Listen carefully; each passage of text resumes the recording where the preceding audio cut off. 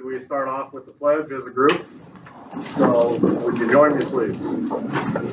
Pledge allegiance to the flag of the United States of America and to the republic for which it stands, one nation under God, indivisible, with liberty and justice for all. Thank you very much. Please be aware there are refreshments over there we brought in for you guys. Don't be worried about our timeline. I'm good all night. I'll stay as late as I need to. I know the other supervisors don't have anywhere to be either, so 6:30 for Keith. But yeah, again, it's great to be with you guys, and we'll just do a little introduction round here. It's a relatively, we all fit in the room at least, so the board members, we'd like to introduce ourselves, council. Also, we have a lot of Woodbury County department heads here, which is one of the greatest things about these town halls is that when we have a question, we can refer you to those department heads, and you can, connect with those people that, really perform the work on behalf of the board in a lot of the rural areas. And so I think that'll be helpful. So they'll introduce themselves, and maybe if you guys could give, 30 seconds or so of what you do, the function of your office, things like that. And then let's just go through the rows and just, let us know your name and what part of Woodbury County you're from, if that sounds all right with everyone. So my name is Matthew Ung. I'm the chairman of the Woodbury County Board of Supervisors. Dan Bittinger, Vice Chair, Supervisor District 2. Keith Raddick, Supervisor District 1. Mark Nelson, Supervisor District 3. Jesse Pedersen, Mayor. Aaron Nelson, City Council. Start with me. Sam Wagner, Mid-American Energy. I'm from Sioux City. Carlos Hernandez, Mid-American. I'm from Plymouth County. Alan Pelly Pithen. Unfortunately, we got stuck in the front row. We got here late. We normally always like to sit in the back. But we're from Canton. Pat Gill, Woodbury County Auditor, Sergeant Bluff. Michelle Staff, Deputy Auditor, Woodbury County. I'm in charge of the finance section. Also, just to interrupt here briefly, we have it's called an OWL, but it's a high-tech camera there. Michelle's and Pat's department, auditor's office is recording this meeting, so anyone that you want to share this with on YouTube afterwards, you can do that, and that's helpful. Dan Priestley, the Woodbury County Zoning Coordinator. Bob Welty, Interim Director, Woodbury County Emergency Services, Climbing Hill. Steve Merla, Woodbury County resident. David Crowley, Bronson. Morton and Bev Zehner, we're south of Mobile, about 8 miles. Peter Whitman, Sergeant Bluff. Daniel Hare, farmer, Hornick, Climbing Hill, Holly Springs area. Dave Lynn, farmer, Correctionville. Murray Philippi, Anton, Iowa. Abby Weister, farmer from Correctionville. Wayne Bolin and my mother Wilma, and we have farm ground near Hampton. Steve Johnson, and I'm from the Sioux City area. Deanna Martins, we farm about 5 miles north of Mobile. Blaine Jackie, farm southeast of Mobile. Brianne Strick, farmer from southeast of Mobile as well. Scott Linden, Mayor of Mobile, and also a chiropractor in Mobile. Christopher Whitman, farmer by Bronson. Chad Sheehan, Woodbury County Sheriff. I live in Sioux City. Kevin Green, live in Lawton, Director of Facility District Health Department. Randy Beaver from Louisville. Kathy Washburn, Bronson. We have an acreage in the rural area. Lauren Washburn, Bronson, her better half. Jim Morgan, my wife Ann Mattersburg, mile and a half north of Mark. Bruce Sadler, farmer, West Correctional. Otto Schunk, Sioux City. Leo Yoakum, farmer, Staples. Mark Nara, Woodbury County Engineer, and in charge of the road department and taking care of the county roads and bridges. Adult 500. Denise Canuck, Correctionville. Vernon Knapp, Correctionville. Robert Canuck, Correctionville. Linda Shorman, Lawton resident. Ian Johnston, Sioux City area. Jen Stillwell, resident of Lawton, business owner in Lawton and Sioux City. Tricia Sternberg, city clerk for the city of Lawton. My family farms here in Woodbury County. Kent Carper, running for District 1. Justin Duncan, public works director, city of Lawton, resident of Lawton.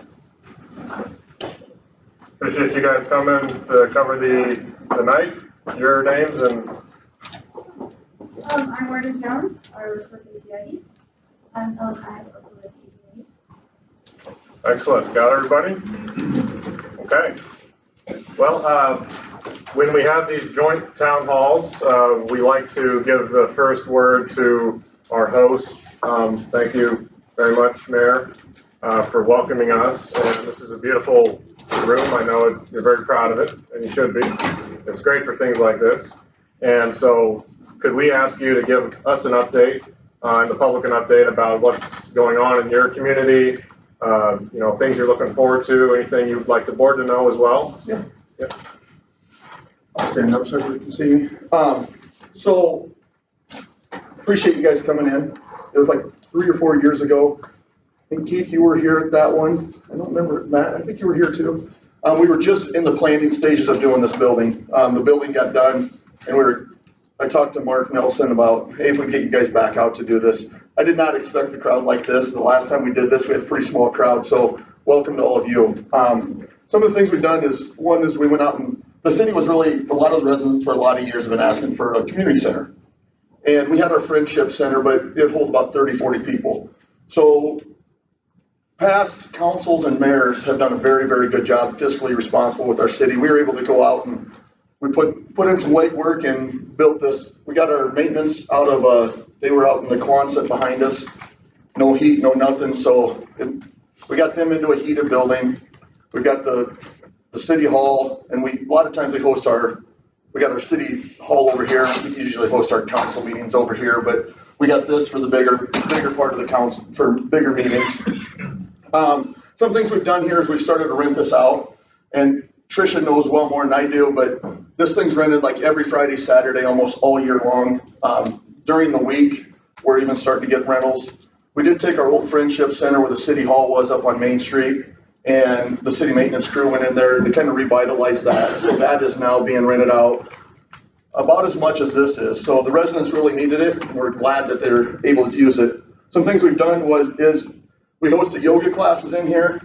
We started working with the Woodbury County Library.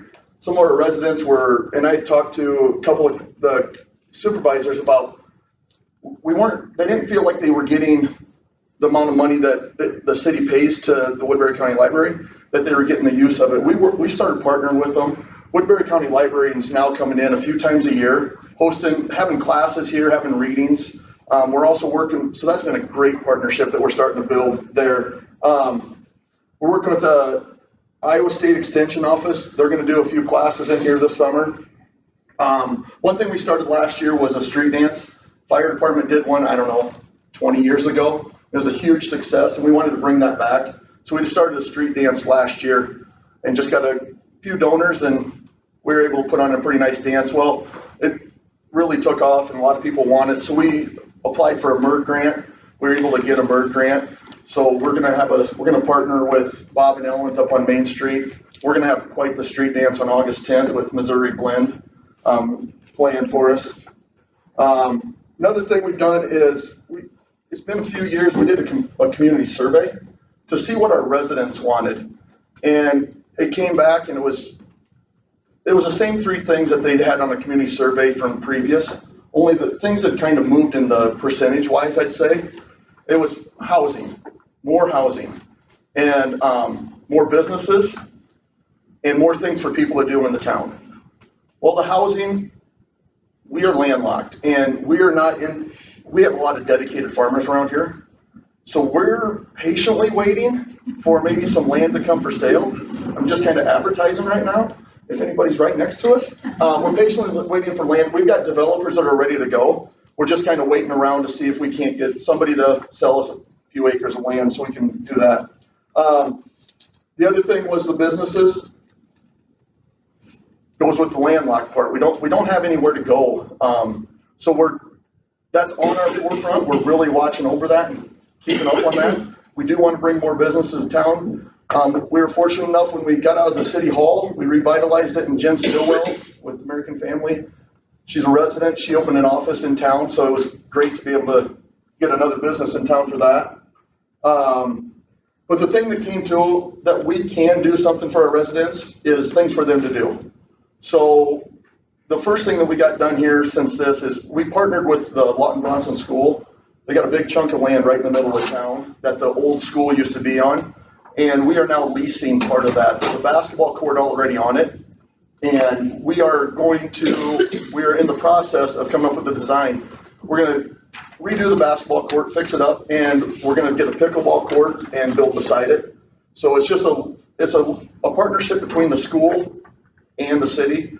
And we try to partner with the school as much as we possibly can on just different things to save our taxpayers money. So, other things that we're doing is, one of the things in the community survey was a rec center. People wanted a rec center in town, and people want a bigger fire station. So as a city council, when we were sitting down and doing our budget this year, we just can't go build a rec center, and we can't just go add on to the fire station, but we started putting money into an account. So in the future, we can keep building on that. And hopefully in the next 3 to 5 years, we can kind of attack one of those or both of those deals for our community. Some of the challenges we are facing is, one is we're landlocked, so the expansion's pretty hard. And then inflation. With all the branches of the government and everything else that's going on, we're trying to do more with less. And I think we Justin and Tricia and Luke do a very good job of being fiscally responsible on that kind of stuff. And then the other challenge we are is meeting up with DNR and EPA regulations, constantly trying to keep up on them and keep us out of trouble with that stuff. So future plans, like I said, we're looking into a rec center. Hopefully late summer, we have a new basketball court up there and a pickleball court. We got the walking trail that started kind of back over here, comes around. We'd love to add on to that walking trail. So it's something that we continue to talk about.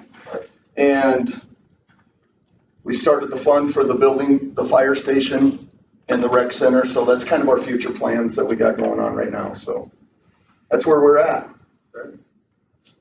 Any questions for me? I think most of you are here for those guys. So I don't have a question, but you brought up trail funding, and I'm on Simcoe, and they have funds that they call like carbon reduction funds, or carbon reduction plan, and all different funding sources for trails. And we did have a city that had elections, and the new council decided they were not going to use their trail funds.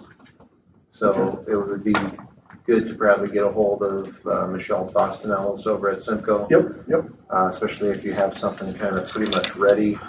And I don't know if you have an in-house engineer that can help design and do all that for it, but there are those funds available, and maybe Mark, you can speak to it if you remember which, I can't remember, they fund trails through 3 or 4 different things, so. TAP is where the money is, Transportation Alternatives Program. There is towns there that help on the trail. Awesome. So TAP funds, Simcoe, if you want to get a hold of Michelle Bostonellis, she'll get you in charge or in touch with the right people. I'm looking back at the city clerk because she does all the hard work. And Keith, you brought up Simcoe dues or Simcoe membership. The board's been proud to continue using local option sales tax dedicated to economic development to pay half of those dues for rural communities. So there is that skin in the game, and also some help we can provide in a small way. Counties don't have the same sort of income stream cities do, obviously, but with what we can work with, it's fun to find those things that actually make a difference and leverage federal funds and other things. You want to get as many federal funds as you can when the federal government is causing all this inflation in the first place. So you brought up the county library as well, and that's a program that you guys were always a part of, but you're not going to get much out of it until you kind of get involved with them, right? Yes. You got to communicate with them, get them here. And I'd say the same thing for Simcoe. So if you want to get your biggest bang out of your, involvement in that, try to get somebody from the council on one of the boards from Simcoe, whether it be a planning. It's just wise to be involved because you'll kind of have that front end knowledge of what's coming.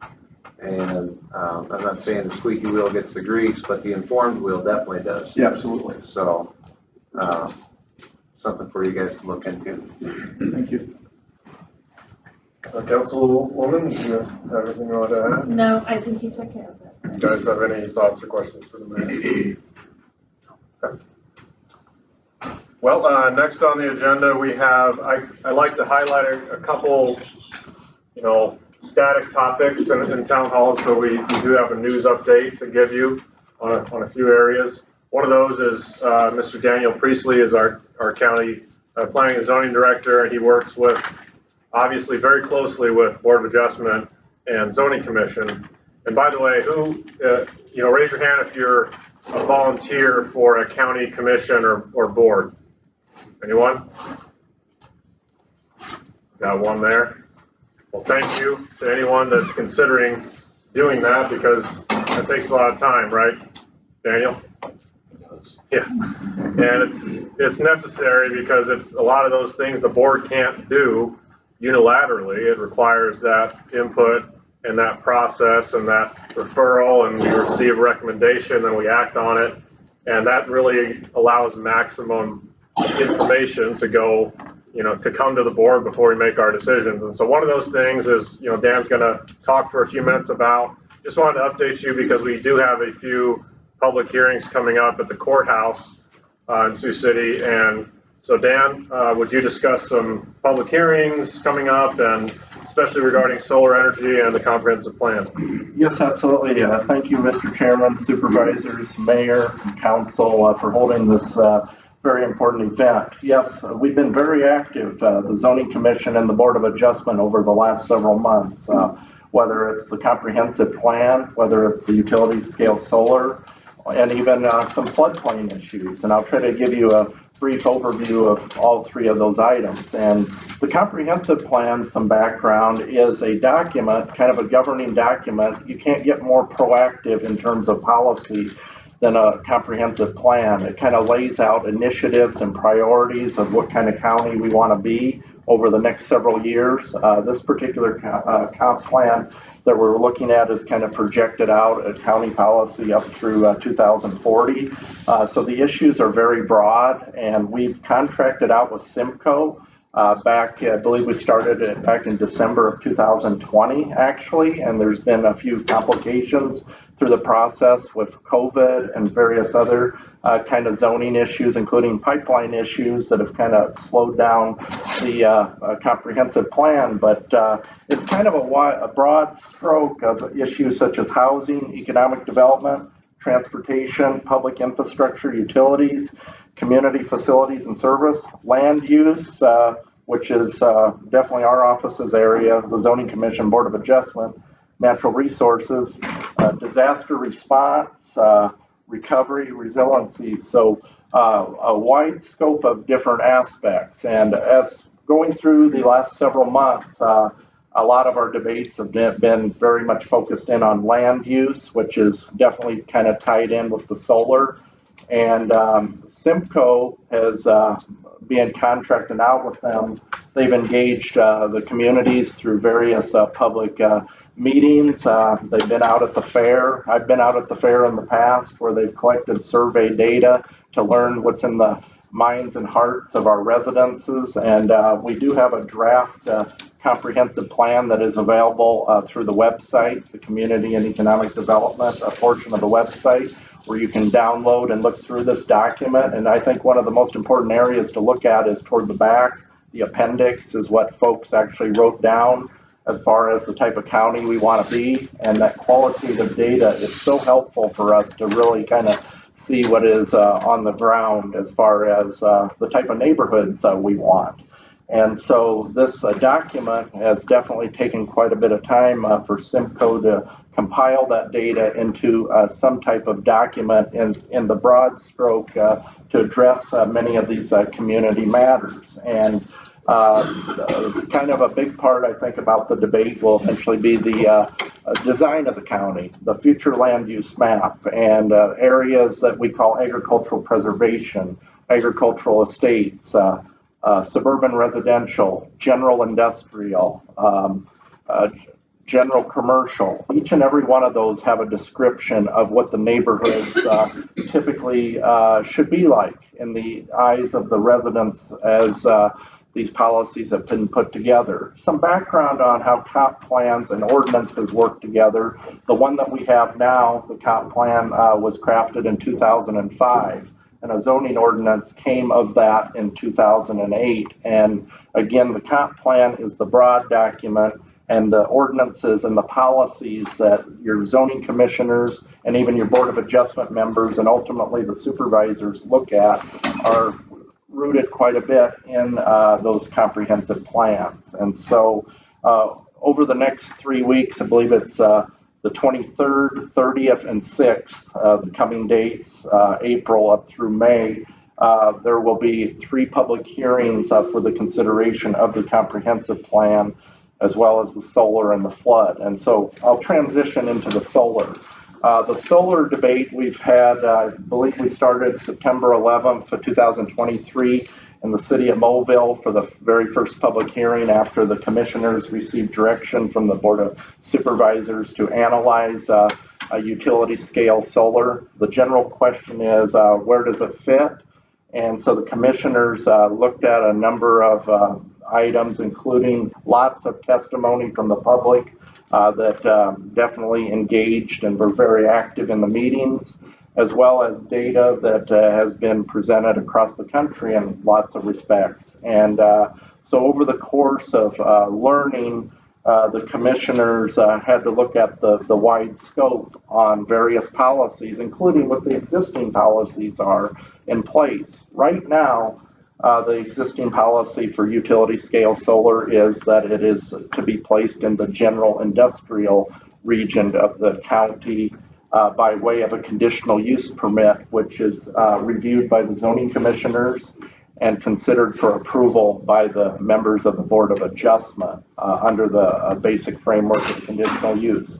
The county, through the comp plan and the zoning at that time, decided that utility scale solar was an industrial activity and should be put within that respective area. So the commissioners,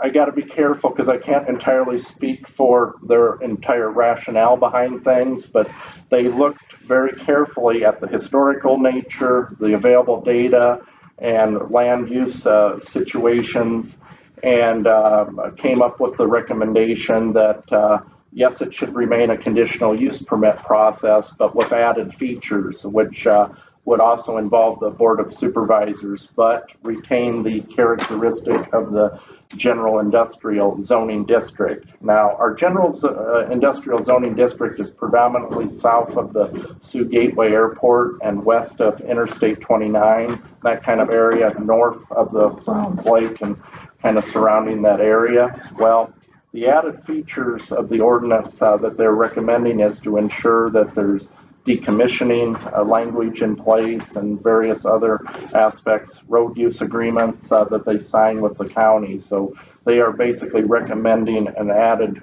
feature ordinance that will have the supervisors involved as well as the zoning commission and the Board of Adjustment. The supervisors' involvement would be the agreements as well as even the building permit aspect of that. And then the last thing that I do want to reference, it wasn't on the agenda, but July 17th, 2024 is a very important date for the residents of Woodbury County. The FEMA floodplain maps go into effect on that date, and there is an item that is going up before the Board of Supervisors to make some amendments to our floodplain management ordinance. We are required to make those changes to keep our good standing as a county in the National Flood Insurance Program. And so these cosmetic changes to the ordinance are basically reviewed by the state and the federal, and they kind of follow us through to see that we've addressed these respective items. And what has happened is over the last several years, they've flown over the county and they've used 2-foot LiDAR intervals to understand the floodplain in a more specific way. And they've generated some new maps. And these new maps had a net effect of taking quite a bit of the property owners out of the floodplain. Looking at the letter that they had sent, which will be part of the backup materials coming up, I believe there were about 5 properties that may have went in the floodplain a bit more, but other than that, the floodplain maps look pretty good as far as residents and the effect of the special flood hazard area. If you are in a floodplain or have some questions about the floodplain, I would ask that you give our office a call. We'd be happy to point you to those respective maps. It's kind of a good idea to know that. We've had people over the last several years that have considered building, then they've ran into the fact that there's floodplain development permits and there's kind of quite a bit of a process to develop in the floodplain. But we found that in those situations, we'll look at the new maps and say, you might want to maybe consider delaying your project to have yourself removed from the floodplain. And I know we've had several folks that have waited. There has been a few delays in the process with the federal government to get us to this July 17th date, but I do know there's quite a bit of people that are excited about the new floodplain maps. So that's just kind of the broad overview. So I would definitely be happy to answer any questions. Do you have any questions?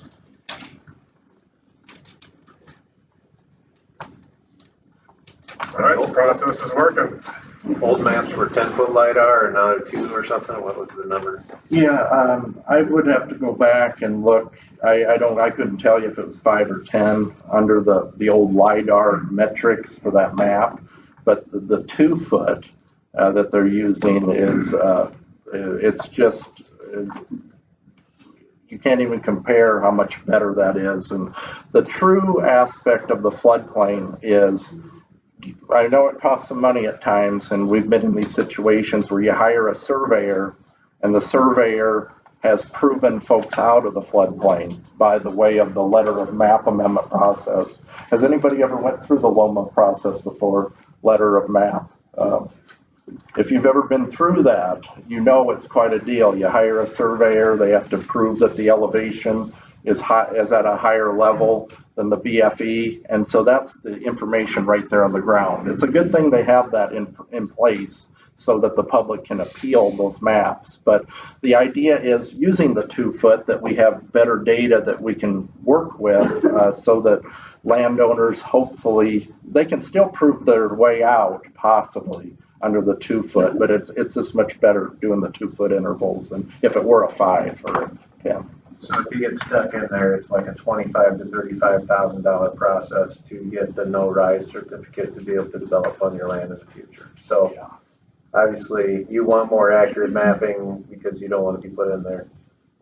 Yeah, and the other thing too is depending on where you're at, the proximity of the stream and everything, we work pretty closely with the Iowa DNR, their flood section, as far as having a floodway study to determine where those lines are, because there's a lot more restriction when you're on the floodway. You pretty much can have any project stalled when you're in the floodway. So us understanding where the lines are with the floodway fringe versus the floodway is huge as far as going through and understanding what your rights are on your own land as far as what the floodplain is. So please, if you're in these situations, use our office for a resource, contact us and let us know. Obviously, you have to see us about building permits and things of that nature so that we can help identify. And the reason that I mention that is it's a good idea to always kind of broadcast out in the long term, planning ahead. If you do have a building project, we all know a lot of times we have the idea, the concept, I want to build that. And then we go through the permitting process and we hope that we can get to building right away. And if we're in a floodplain, we run into some major blocks sometimes when it comes to the DNR and other levels of government calculating what the base flood elevation data is. And a lot of times there's maybe a 2 or 3 month backlog where folks have to wait for that data to come in. And when you get that BFE data, which is very key, our regulations in Woodbury County are that you have to build 1 foot above the base flood elevation level. And I need to be very clear on that the base flood elevation level is not the natural ground. So you got to compare what the natural ground is with the base flood elevation level. And there may be times that you're making some very serious decisions about building where you may have to elevate several feet to achieve that, and then you're dealing with surveyors, etc. So I guess all I have to say is if you have any ideas on building, please give us a call at Community and Economic Development Planning and Zoning. We try to provide as much resources as we can on the website. We're always trying to improve that, and so we do have some floodplain resources up there, but again, check the website, check the phone number, give us a call. Quick question. Yeah. So July 17th is the special date. Is the county assessor's website going to be updated on July 17th as well? What we're doing right now with the mapping is right now those draft maps have been out there, and when folks have contacted me, I've been able to offer those links. We do have the links to the draft maps online. We've been talking, I've been working with the assessor at the county and our IT department on getting the new draft maps installed up on Beacon.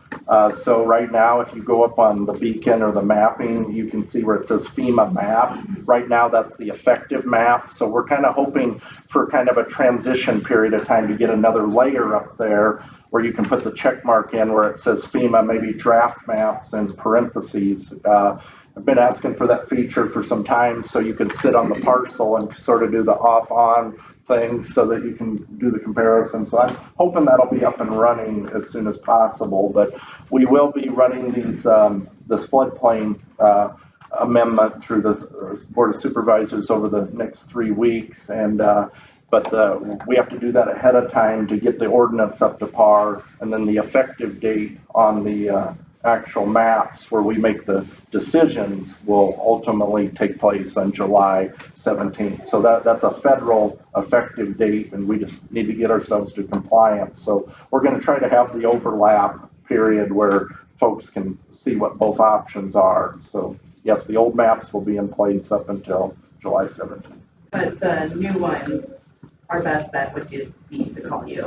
Yeah, absolutely. And yeah. So for us dinosaurs who aren't internet savvy, is the office open to the public where I could come in and ask questions? Yeah, please do. We'll run you some maps. We'll show you what's out there and available. I would like to say the city, if you're in Lawton, I do have those drafts as well. So if you want to come to the city office, I can help you with that as well.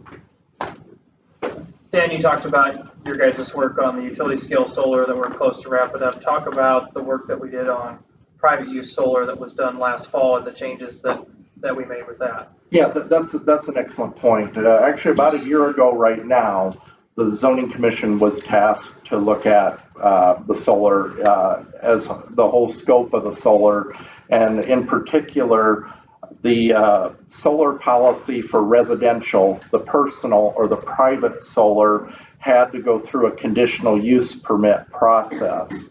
And what went through the Board of Supervisors last year, they addressed the private scenario where the conditional use side was removed in favor of allowing for a building permit scenario where folks can privately install those on for private use. And one of the points of that debate was the city of Sioux City basically had the building permit policy at that time. So that was one of the rare instances where the county was a bit more restrictive than what the city was at that time. So that issue was addressed. And so Woodbury County does facilitate solar as far as private use on your property. So folks can definitely get permits. I believe since that policy's been changed, we've had a permit that someone had chose to put those up on their house. And so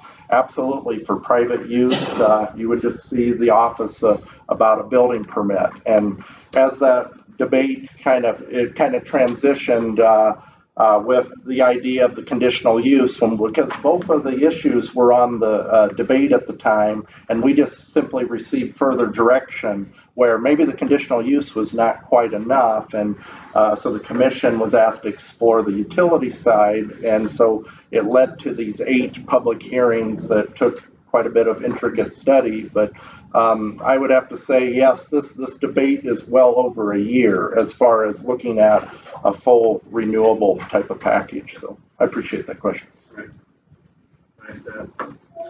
Yeah, Mr. Priestley does a lot of work. He does have a secretary, but his department is just him.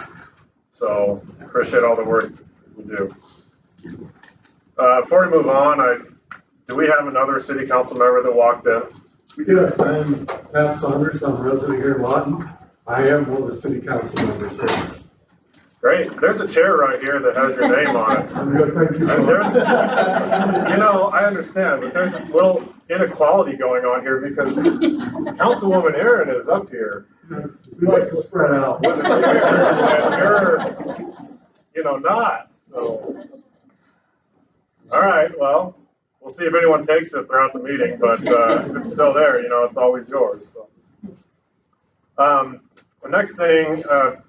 Probably won't spend too much time on this one, but I do like, I like to provide an update that's, from the county, what we're dealing with that's maybe beyond what you hear in the news or just by tracking our meetings. And by the way, if you do want to track the meetings, please go to woodburycountyiowa.gov. It's very intuitive. We revamped the website recently, and you can go subscribe to updates of the Tuesday weekly board meeting agendas and minutes, and even subscribe to committee updates. Our committees also post their agendas and minutes online. But anyway, want to give some update that applies, that's, sort of news. And so what we're dealing with as a board is staffing right now, I think. At the departmental level, the Board of Supervisors has a lot of direct supervision and a lot of direct hiring decisions that we do. And so we've been through a couple rounds of interviews for some replacements. I just wanted to advise the public of that. These things come in waves, and right now we're having a lot of them. So I just thought we'd update you. We go through this little list, and fellow supervisors, if you want to chime in and mention anything, please feel free. The first thing is the county engineer and assistant county engineer positions. I want to again thank Mark Nara publicly for giving the board substantial lead time on his plans to retire later this year. The board has sought applicants for a county engineer position replacement and also an assistant county engineer with a little bit of revisions in the job description to allow some more authorities.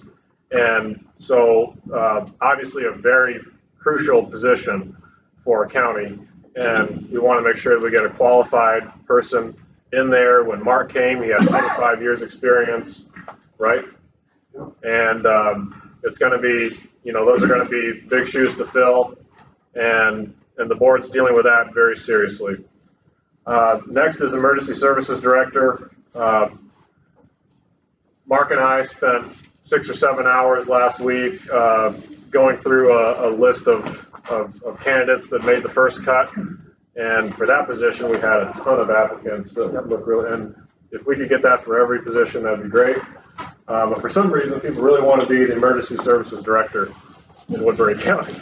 And so we have another round of interviews set up later this week, and that's also a position that's very important. It fills a role that's quasi-mandated by the state. in some ways, but, you know, you can go as far as you want in providing certain services like paramedic service. And we heard very clearly a few years ago that the community wants 24/7 coverage. And so as much as humanly possible with staffing and the realities of what that entails, we want to provide that as much as we can, because we want to leverage the location of Climbing Hill and make sure that we have assets out and about that are able to respond. And especially with the decrease in volunteerism in fire departments and things like that, it's really tough. It's easier to raise money for equipment than it is for persistent staffing, and so that's why Mr. Bob Welty right here can't retire. He keeps being conscripted back into service, and he's helping guide the department once again in the interim. Next is County Assessor. The County Assessor announced her plans, Julie Connolly, to retire, and so that process is a little more out of our direct hands. It involves an examining board, and you have to seek certain applicants from across the state. You get a list given to you, and then you set up a meeting as a board and as a commission to cover that.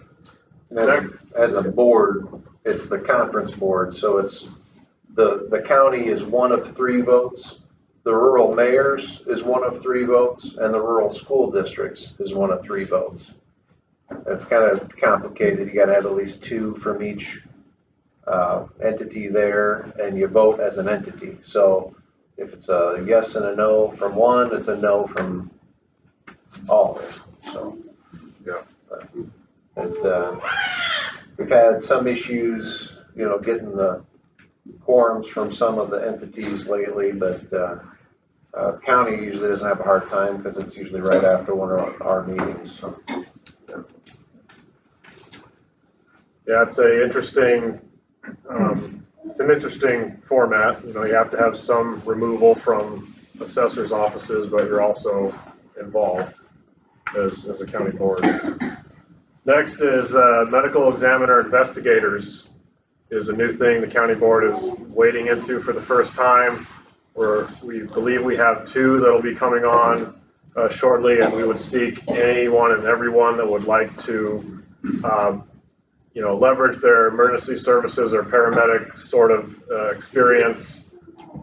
We're looking at, you know, a $300 rate per call, and these are people that will take some of the burden and the time off of you know, the medical examiner, and that very stressful job comprised of a couple unsung heroes that deal with examining deaths constantly.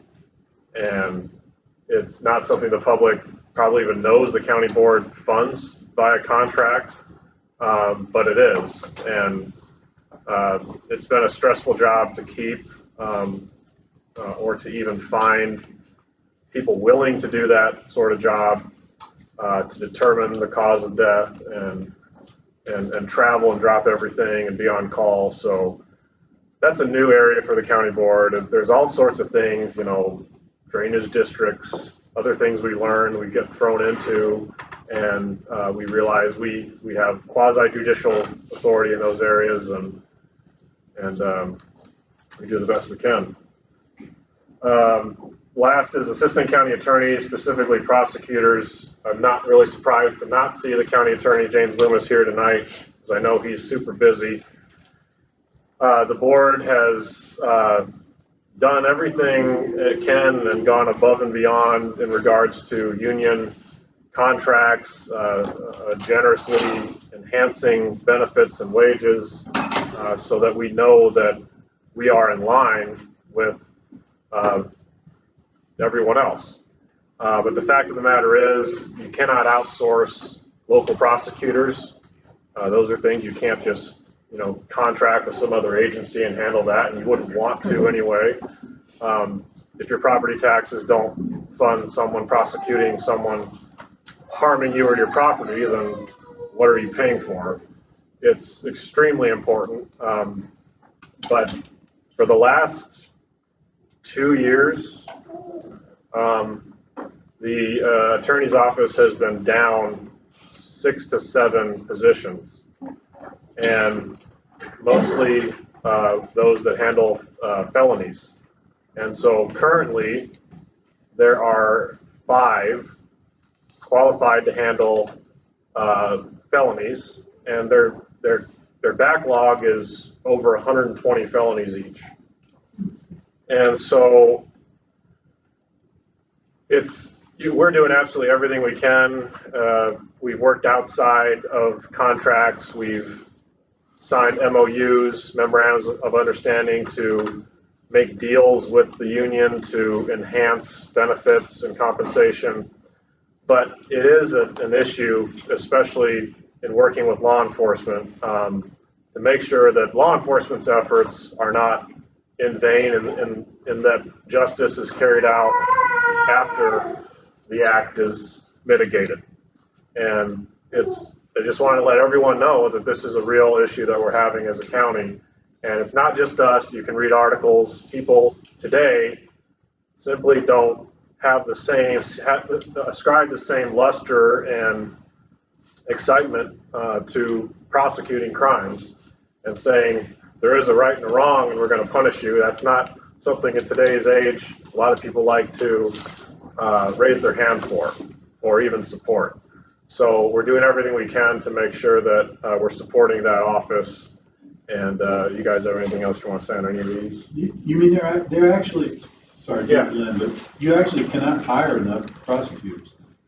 Is that what you're saying? Yes, correct. That's correct. I mean, there aren't enough qualified people around. You don't get applicants when you put the job out, or? We had not received applicants for several months, 6 or 7 months, not a single applicant. And that was the reason the board did a second round of enhancing pay and benefits through an MOU process with the union.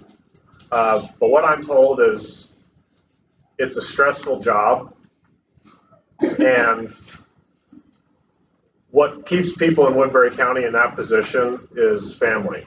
And if there's not a reason to stay outside of the position, there's a lot of more, I mean, there's private practice, there's simpler cases, there's other counties that have a more relaxed daily life, not as busy.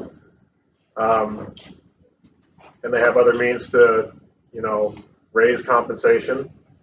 But really, I'm told it's not compensation based. That's not the issue. When people leave, it hasn't been because of that. It's been the stress and family.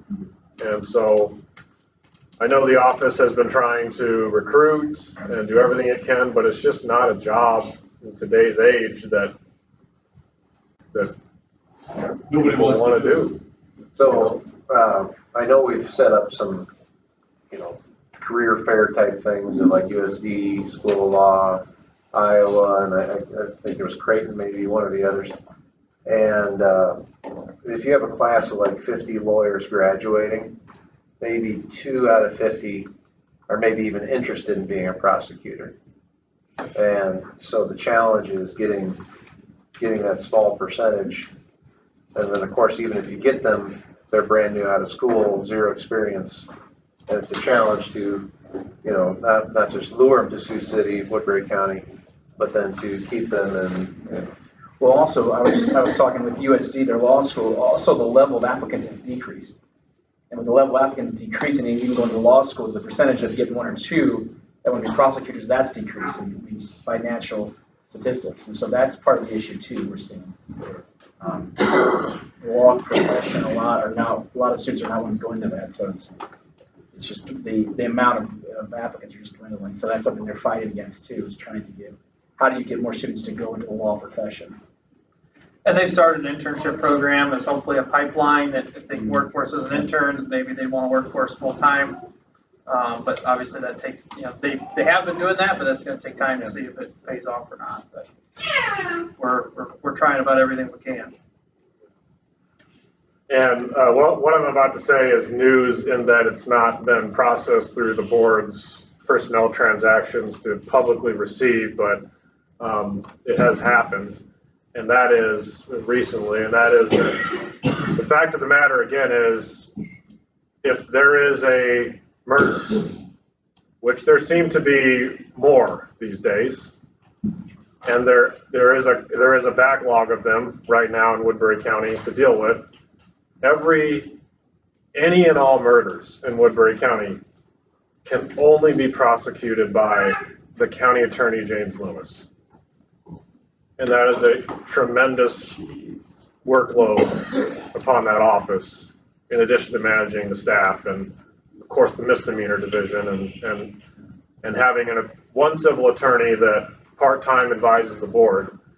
We don't have, like Sioux City, we don't have just attorneys that can just hang out with us as much as we want and give us all the information we want. We do our best to not ask too many questions and just remember what we're told so we don't have to ask it again, because it's tight with time. All right, that out of the way, just being real with you guys. The other thing we always like to give time to is the county engineer and the roads. When we first did town halls, it was brutal, and we responded decisively, of course, with as much gravel as we could possibly buy and get out there and do what we could. And I'm hearing it's working. It's better than it was.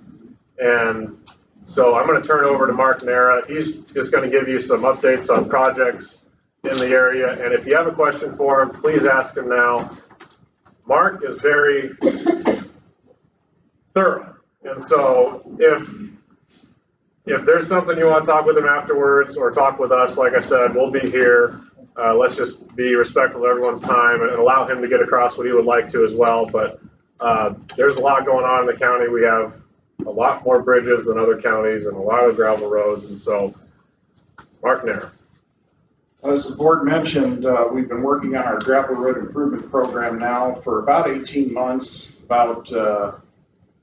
We've had about 8 months where we've actually been able to haul and get gravel out on the roads. And as you noted, it's starting to make a difference. We've hit 295 miles with 900 tons of gravel so far. Our total program is 750 miles. The goal of this program, with the money that the board allocated, which was $10 million, was my hope we'd have enough money to buy 1,500 to 2,000 tons of gravel per mile on the 750 miles of road that were selected. Our criteria for that were: it had a residence on it, carried more than 50 vehicles a day, had a feedlot or animal confinement operation, or is a farm to market route. Last spring, the roads that had been hit with the 900 tons in that first 2.5 months we had to haul really showed a difference when the roads got soft in the spring. This year we had a very easy spring. The difference wasn't as apparent, but we have gotten a lot of compliments. The blade operators can actually hold a crown out there. There is some structure and base out there that's helping. What the winter of 2022-2023 taught us was that we're best off to try and get one round of gravel on all of the 750 miles of road, then we'll go around and do the second round. So that's what we're working on next, is to get that first round out to everybody. We've got 900,000 tons under contract out of our Little Sioux gravel pit. We have 300,000 tons under contract that's coming out of the Wright gravel pit, which is on Mason Avenue, just on the east side of Anthony. This year, 160,000 tons of that is put up right now in Wright pit. They've run out of production area, so we're starting probably the 22nd, assuming we don't have bad weather between now and then, and we'll get our trucks rolling again. We'll start hauling out of that Wright pit. We'll try and get the southeast corner done. Then we'll start working basically the area from Deer Run Trail south headed west until we work down that pile in Wright pit. Then we'll move back up toward the Little Sioux pit. We have a lot of room to stockpile out there at Little Sioux. Well, the board gave us the 10 million, we're having to haul that with our own staff. We bought 4 additional semi-tractors and 4 belly dump trailers. We have 9 tandem trucks. We're trying to do that with our own staff. Again, we got money for the material, but we had to figure out a way to get it on the road, and we don't have enough money for contract trucking. So it's going to take a few years to get out there. At the rate we're going right now, last year we had 1 full season. We got roughly I think it was about 140,000 tons hauled in a year. So that's 1 year of, that's a half a year of production. Last year we did get off to a later start, so hopefully we'll get more done this year. Bridge-wise, our program is a bit slowed compared to where we had been. We had been trying to get at 5-6 bridges a year. Construction costs are really eating into our budget. For the second year in a row, I wasn't able to add any new bridges into the program. Our 5-year program became a 6-year program once again. One of the transitions that you're going to see here over the first 3 years of that program, we're having to do more paved road bridges now. We finished a bridge on the east side of Sioux City last year. We also did one east of Pearson. All of those paved road bridges are hitting that 55, 60-year life now, and their time is coming. So they're going to be an emphasis in the next couple of years of the program. There's 2 bridges between Lawton and Mobile on D12, just thinking north-south in that area, that are in the program. The bridge we call D15, which I think is the first one east of the Lawton Blacktop as it gets up north and intercepts D12. That one's in the program right now for November letting. The other one we don't have started yet. Mobile Blacktop has a couple of bridges we'll be replacing. The one immediately north of Climbing Hill is in the program. I believe that's a 2025 bridge. And then in 2027 on Deer Run Trail, just west of Climbing Hill. Those are both the same age and both in the same state of deterioration. We have a couple of other bridges. We just purchased a prefabricated superstructure for the bridge on Michigan Avenue, south of Correctionville. It's been closed for about 3 years. We'll be putting in sheet pile abutments similar to what we did on 130th Street last year. And then it's a sectional steel bridge. It's a kind of an experimental, I shouldn't say experimental, it's a structurally rated deck. All we do is put gravel over the top. It really cuts construction time. That one should go in quick and handle the traffic count on that road very well. Our next paving project, we let the project from on 250th Street, south of Anthem, from Highway 31 east. That road we graded back in 2020 and 2021. Construction on that is going to be starting in the middle of May, so we should see that one done. I'm guessing by about August, you should be running on concrete there. That was the last project that was in the special project levy that we did between 2013 and 2019. That was the extra $1.3 million a year in property tax that was levied. We got 13 bridges done out of that program. We got that road graded, and we had $375,000 left to pave it. So it cost us $2.1 million above that $375,000, but we do have enough to get that finished. We're using farm market money to finish paying it off. Our next asphalt overlay project will be summer 2025. That'll be Mobile Blacktop from, or I'm sorry, that'll be D38 from the Mobile Blacktop to Anthem. We got some federal aid recently. We put in a grant application to do the portion of Old 141 from Holly Springs to Smithland. That one is an old pavement that's kind of coming apart on the center line. If you recall, we did almost 2 miles of patching on that road, just taking care of that center line joint. It's a popular route for motorcycles, and that was a motorcycle snagger that was coming into that center lane. We're starting to see some more of that coming. I think that's a 2027 project that we got the grant for, so hopefully we can keep it pieced together until then. Biggest thing the county department's working on right now is the interchange project on I-29. It's just south of the rest areas, 235th Street, if you're familiar with that area south of Sioux City. Design is well underway with that project. Right-of-way acquisition will be occurring probably beginning in early 2025. The letting is scheduled for January of 2026.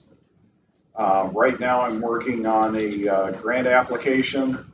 The board allowed my department to hire a grant writing consultant. These aren't just a fill in the blank like Simcoe gives you to work with for federal money. It's a very involved process, and it takes a professional touch on it. That application last year was due in August. This year they moved it up to May 6th turn-in deadline. They gave us less than 6 weeks to get it together. So anybody who's trying to call me right now, I'm kind of got my head buried into that process, helping with review and getting together local information on that. We're trying to get roughly $15 million toward a $24 million project. There's 2 grant programs under the new federal aid bill that are granted direct to local governments, and that was something that came new out of that highway bill. So we're hopeful that we might get one of those grants. It's a tough push. Last year they had 190 applicants. 18 organizations got money. So we think we have a very strong project, especially with the DOT and the federal aid stamp of approval. And then the fact that by the time the grant gets turned in, we're almost going to be at 50% design stage. So it's a buildable project, which is one of the big things that Federal Highway looks at. So we're working hard on that too. So. Mark, talk about, one of the questions we get all the time on the bridges is why not a box culvert? So talk about some of the new challenges that you have with box culverts that you didn't used to have. Yeah. Corps of Engineers promulgated a new rule that has made it very difficult to build a culvert to replace a bridge.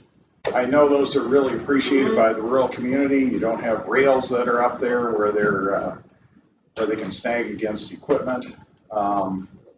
Corps of Engineers promulgated a new regulation that if we make a change in 0.03 acres of stream flow area, so they call it the thalweg. That's between the very low banks and the top of the water. If we disturb more than that 3/100 of an acre, which is about 1,400 square feet, we have to do stream bed mitigation or stream bank mitigation as part of the project. That stream mitigation can cost $60,000 to $70,000, plus you have ongoing monitoring to prove that whatever you did worked. We don't have a lot of stream banks around here where we can buy mitigation that somebody else has completed, so we'd be on our own to do that. We were working on a bridge on Jewel Avenue. We had it initially designed for a box, but we couldn't get it under 4/100 of an acre. And it was actually cheaper to switch that to a bridge too. So we had the project all but ready to let. The new regulation came in. We switched designs, and we're hoping to get that bridge let here shortly. But it is changing how we look at every structure that's out there.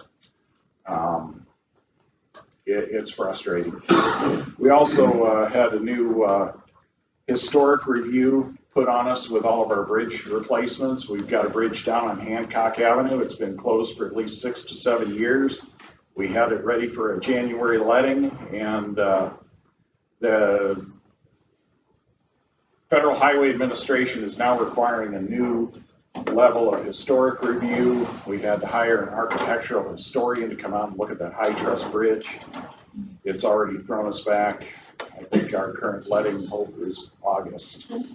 And we're waiting for approval. They threw this on us, but they didn't even have the regulations for what the report needed to contain. So that has slowed our consultant down. So when you use federal aid money, there's a lot of strings attached to it. And we can't afford to let that go. We get a little over $1 million a year in federal aid bridge replacement money. This is what came out of the new highway bill. We used to get about 650,000, so it was a little bit extra, but a lot of that's getting eaten up by inflation, and then we have to play by the new rules. The smaller amount of money we have been able to, we were doing a swap with DOT where DOT took the federal money and they gave us state money, which had a lot less regulations tied to it. So during that period, we were putting in a lot of bridges, as those of you who know in the rural area watched us do. That all came to an end when the new highway bill passed. They brought enough money into the state that DOT couldn't afford to subsidize us that way anymore. And so we're getting more money, but you know, we're having to work hard for it. So we'll get up and running eventually. It's just going to take us a little time to get ahead of the game. Right now we're getting pushed back, but the crew will get caught up on that. And as Matthew alluded to, I gave him word back in about November that I was looking at retiring this year. May 29th, I'll have been in county engineering for 40 years. That seemed like a good number to go out on. I wanted to make sure we got this grant application in to hopefully help fund that interchange. The board is prepared to fully fund it with tax increment financing, which won't impact your property taxes beyond the point that we won't be able to bring that money in to help spread the load. But at least with TIF funding, the cost of that interchange isn't put directly on the property taxpayers currently. So it's our hope that we'll be able to get that grant to help that out. And that's kind of my bucket list project, is to get that one done before I walk out the door. So, any questions or? Sorry? How about the bridge on Minnesota there on the east side? I'm not sure what happened. Last year, with Pearson's help, we got city bridge funds. That's a corporation line road. So the city was able to bring us $1 million. What we asked of the cities when they're able to do that, we did that with Bronson. We did that with Bridge on 110th Street. They make us the project engineer and we undertake design. That one is probably a spring 2025 project. It shouldn't have any historic entanglements. Part of that, we want to go in and rework that intersection where the curve is on the south end of the project. What I'm looking at right now is lowering that intersection by about 3 feet and then extending that vertical curve as it comes down onto the bridge, because there's been a lot of accidents at that corner. It comes on people suddenly and it's a very tight curve. We'll be turning that into a T intersection. And then as part of that project, it'll be graded for paving, so that when the county can come up with the paving to that roughly 3/4 of a mile, we'll be able to finish that out. Then we'll have that continuous farm to market route north and south. And we're getting ready to change the farm to market classification of the road that goes by the school to the road that goes downtown, where all the business and the elevators and everything else are that are actually part of the farm to market system. So that's another of the bucket list projects for this spring. Grant comes first, then that's my next job. But I wanted to speak to that I-29 interchange project, because you brought up the 24 million price tag, and there is what, 5 million in kind from the DOT on the engineering. Yep. DOT is doing all the project design, right-of-way acquisition, and construction engineering on the county's behalf at no cost to us, so. And then, Design work alone's worth over $2 million. then Mark and I both on Simcoe were able to acquire about 2 million in funding there already. Yeah, the MPO, dedicated $2 million in their local allocation each year to that interchange project as well. So if we get that 2 million, we get 15 million. Now it's maybe 9 million local funds for something that's about $29 million. Well, we are down to about 24 million total cost now. We ended up getting very lucky on that bridge. If you look at Salix interchange and Fort Neal interchange, you can see those are two very different types of bridges. And the big reason for that is the soil conditions in the area. If you remember, while Salix was being built, they brought in all that lightweight fill. Those spans are very long, so they get back on more solid ground. The soil exploration at the site of the new interchange was pretty good soils, so we're able to build a lot less bridge there. So that's lowered the project estimate by almost $5 million. But that's an update for the board too. But I just wanted to reiterate importance of access that are given, from bridges like that. It's transformational to an area. I won't be on the board to vote for this in the future, but I would point out the Outer Drive Bridge that was $10 million or $30 million. I don't even remember now. But it actually equated to that much $1 million in economic activity in year one, just from adding that bridge. So it essentially paid for itself in new tax revenue and property tax and development in that area. So yeah, that's one thing I probably didn't do a good job of explaining.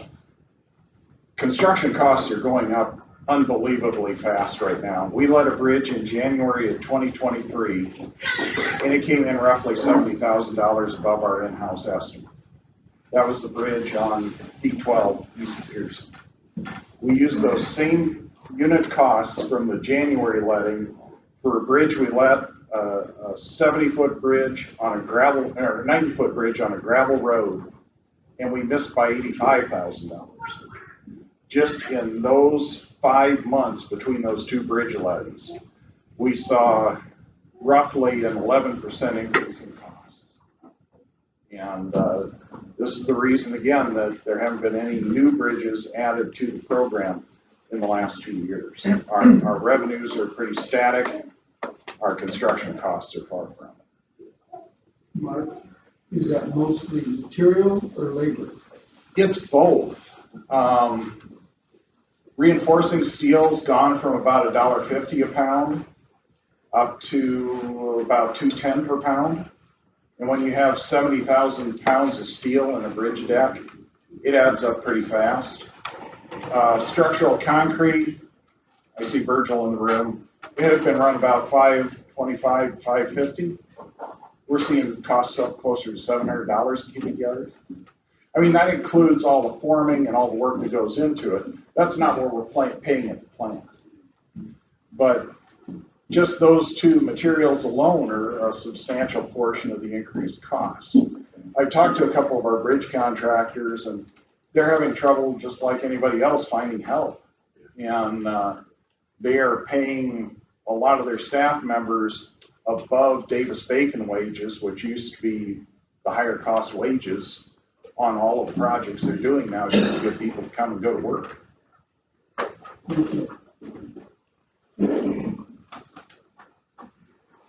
Thanks, folks. Thank you for all your years of service, Mark. Glad to see you up high.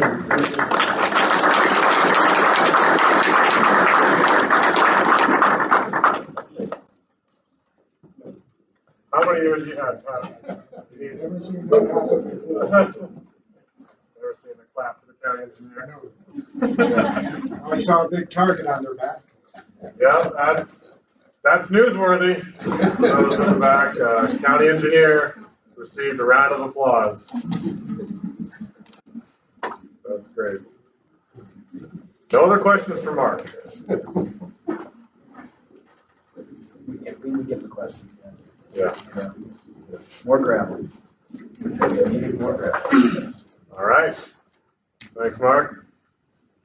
Next, I want to give our department heads and elected officials time to spend a couple minutes giving an update on their office, and if anything, relates to Lawton or the rural areas especially, that would be nice. I'll start off with the fact that Conservation Director Dan Heisel is not here, but Supervisor Mark Nelson would like to give an update on his behalf, and then we'll go around the room with our county departments.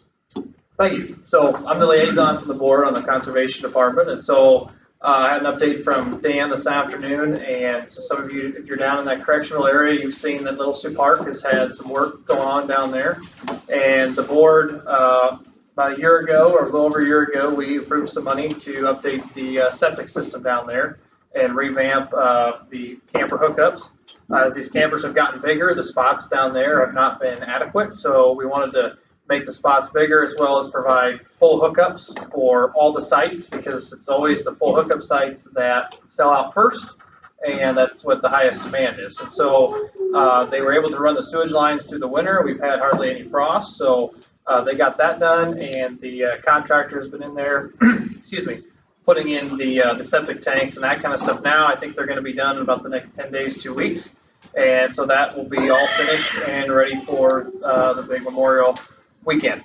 And on a brighter note, and it's still early, so we'll kind of have to see how the weather, shakes out the rest of the way through. But they have been out in the swim pond the last 2 weeks. They went out there with depth finders, and then they were out with hip waders. The issue is that swim pond has been closed because the water level's been so low that there's a steep drop off. They were happy to report today that they cannot get out to that drop off. There's plenty of water, and so the hope is that it will be back open this summer. So obviously, long time to go yet. It could dry up and stop, yep. But I know the communities of Correctional and Anthem have been hurt by that being closed, because it's hurt the number of campers in that park, which hurts the businesses in those communities throughout the summer. So it would be great to get that swim pond open, and we hope that the weather will continue to cooperate to do that. But that's what I wanted to share as far as the Conservation Department. And they also have uploaded their summer camps on the WoodburyCountyParks.org website, so you can check those out for lots of kids for activities over the summer. Thank you. Thank you. Let's start with the sheriff. Good news is we haven't had anything going on. There's absolutely nothing going on in the sheriff's office. Oh yeah.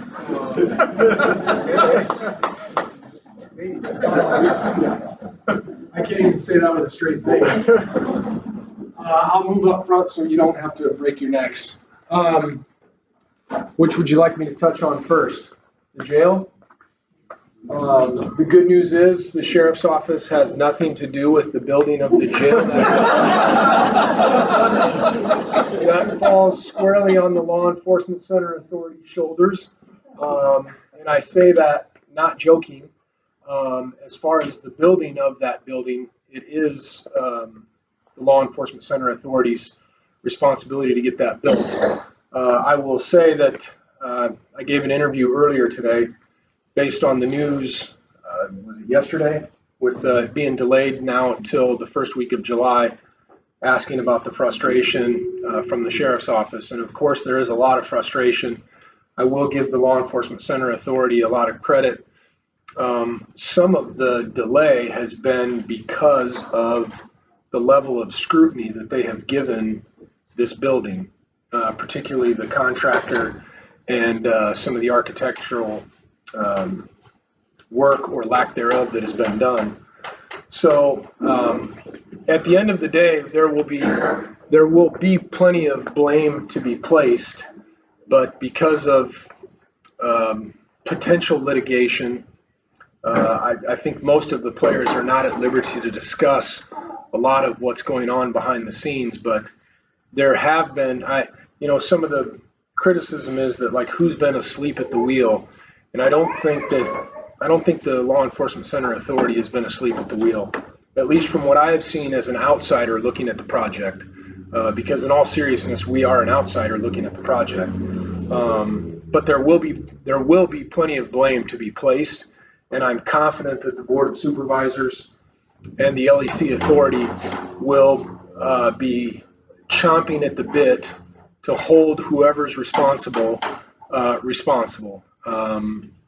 financially through litigation. As you know, though, the problem with litigation is it sometimes takes years, and you may get cents on the dollar for the damages that have been done. So that's the unfortunate side.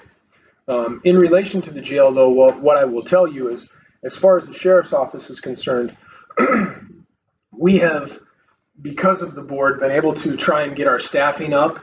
We have been fully staffed with correctional officers a couple times over the last several months, but the turnover in the jail is pretty high, particularly with people in the first year that they work there.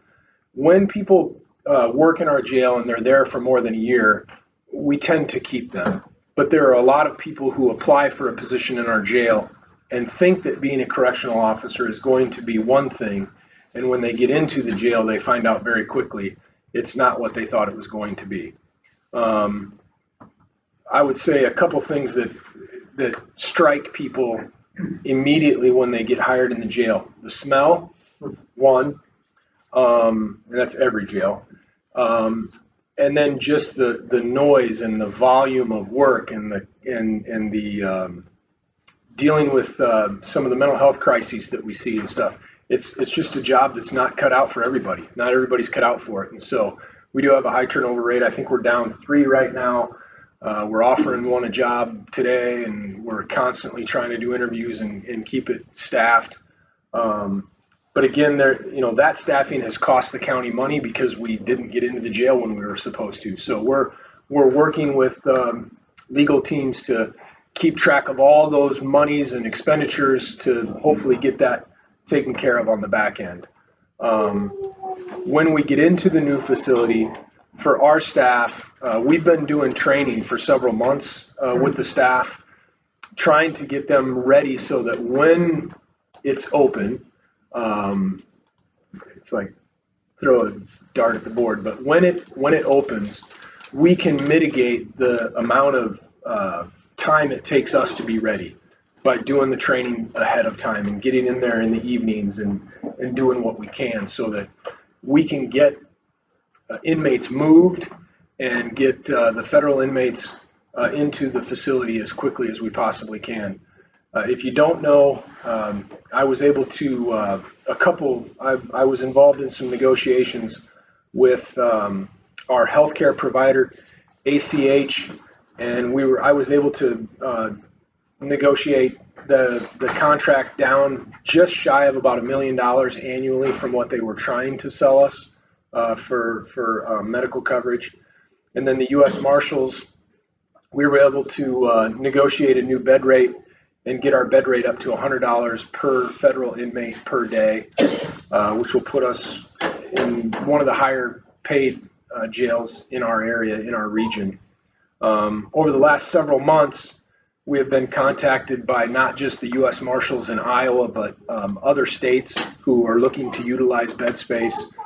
We have been contacted by ICE, who's looking to utilize bed space. So I'm very confident that we will have somewhere in the neighborhood of 125 to 150 federal inmates in there as quickly as we can staff it safely. And it's just going to take us a little bit of time to kind of stagger that in. But we're ready and we're excited.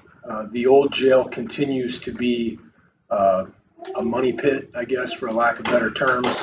There's leaks. It seems like once a week, once every other week, a pipe bursts or something backs up, and either a judge's chamber is leaking and raining in their office, or it's in one of our offices.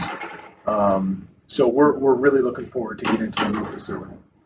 Other than that, the crime, we don't have as much issue hiring on the deputy side. Right now we have one opening, but Civil Service Commission is not doing interviews until the end of this month. We should have a list. We're hoping April 30th, and we'll have some qualified candidates to offer them a job, and then we'll be fully staffed. It takes them about 6 months to go through the academy and training and everything. But right now we're having no issue staffing the road to provide protection for the towns and the rural areas, like we've always done. Matthew alluded to some of the issues with the county attorney's office. You know, we're the 6th largest county population-wise, but I don't know what the data is, but I would guess if you looked at the case volume at our county attorney's office, other than Polk and Lynn, we have to be 3rd. I'd be shocked if we weren't. And the number of felony cases in Woodbury County, it's always shocking when people hear, you know, you have multiple, 5 attorneys and they're each working 100 and some felony cases. We're talking 600 plus active felony cases in Woodbury County right now. And those are either worked by us, the State Patrol, DCI, Mobile, Sergeant Bluff, or Sioux City. And so it has been a very busy year. You saw the news back in October, and we've had several incidents since then. I think, I don't know if I'm bad luck or what, but in the previous 8 years, I'm not sure the SWAT team had been activated for an active incident. They were activated for search warrants, but I'm not sure they've been activated for an incident in the previous 8 years. In the last 8 months, I think we've activated them five times for active incidents. And multiple have resulted in gunfire. So it's just something that I can't put my finger on it, but society is not what it was certainly 30 years ago, I'd say, let alone 10. And where agencies like ours, we used to get 30, 40, 50 people apply to become a deputy, we get 7. The city of Sioux City, in the early 90s, when I first would have tested there, they'd get 400 applicants and they get 30, 40 now. People just aren't interested. They're not interested in being part of the prosecution team. They're not interested in getting into law enforcement. So if you know anybody, we're hiring in the jail. We test about every year for a deputy. If you've got any people that are young and interested, send them our way and we'll do what we can. But, this seems to be a very farmer-centric audience. That's all right. We need good deputies who have a farming background to work out in the rural area. It's all right. We know they're tough, so bring them on. Yes, I got a question. Yeah. How old is the current jail that we utilize? I believe it was built, opened in '86. Yep. So. It's not even 50 years old. No. So what's the life expectancy of this real expensive monster that we're trying to get completed? Hopefully 50 years. Yeah, 40, 50 years. The kind of construction we're dealing with today. Good luck, right? Yeah. It's way more substantial than what was built across the street. Like, they value engineered everything back on that building across the street to make it, you know, the nightmare that it is. When this was engineered, like even just, you know, I can't probably publicly say what the thickness of walls are, but they're quite a bit thicker, solid concrete. Inside of that, there's solid steel cells that are stacked. The need for the jail, a new building, has not gone away just because there's been issues with the building of the new jail. Yeah, and I mean, the plan to pay for it is still in effect, and we have not raised property taxes on rural residents, even with the 62 cent per thousand that was passed. Because we were able to utilize the removal of mental health levy year 1, and then reserves and other funds and sources year 2. And, you know, that's a huge credit to the board, the 5 of us working together. You know, that was a huge burden, especially when you think of, you know, the engineer's estimate being, what, 43 million for the build, and it came in at 58.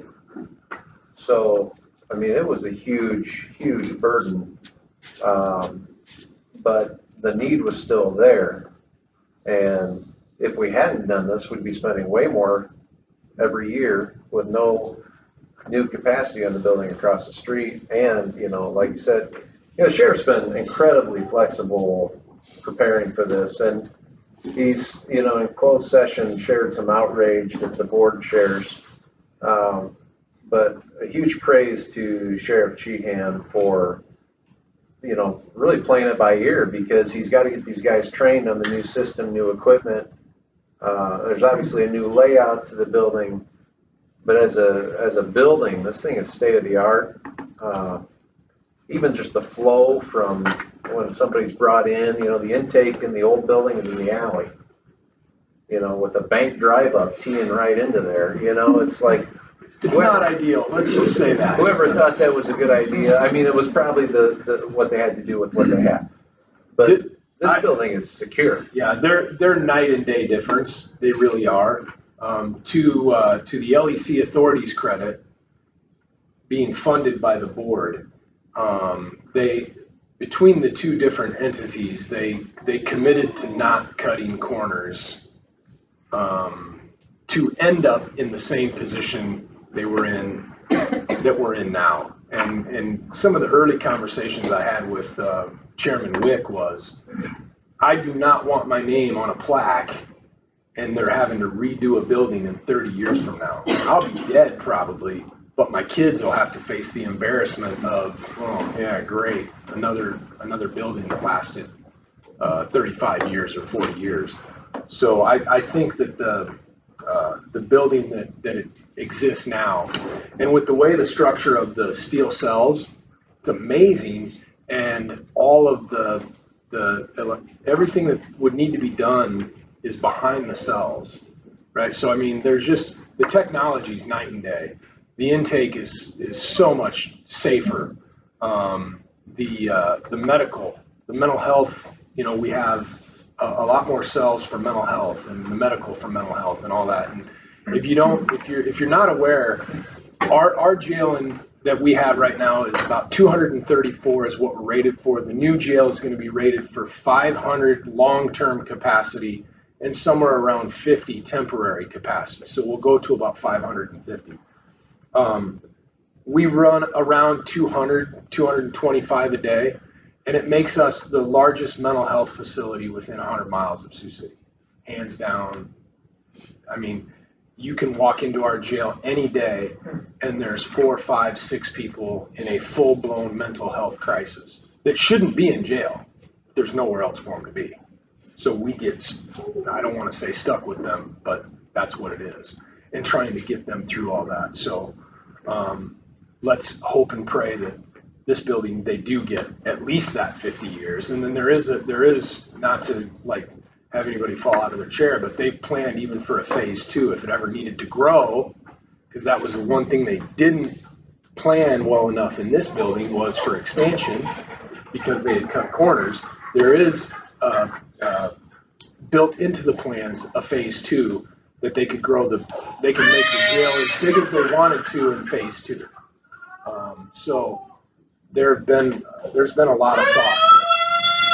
One of the questions that I was asked is, am I frustrated that the public's frustrated knowing the need that we have? No, I would expect you to be frustrated.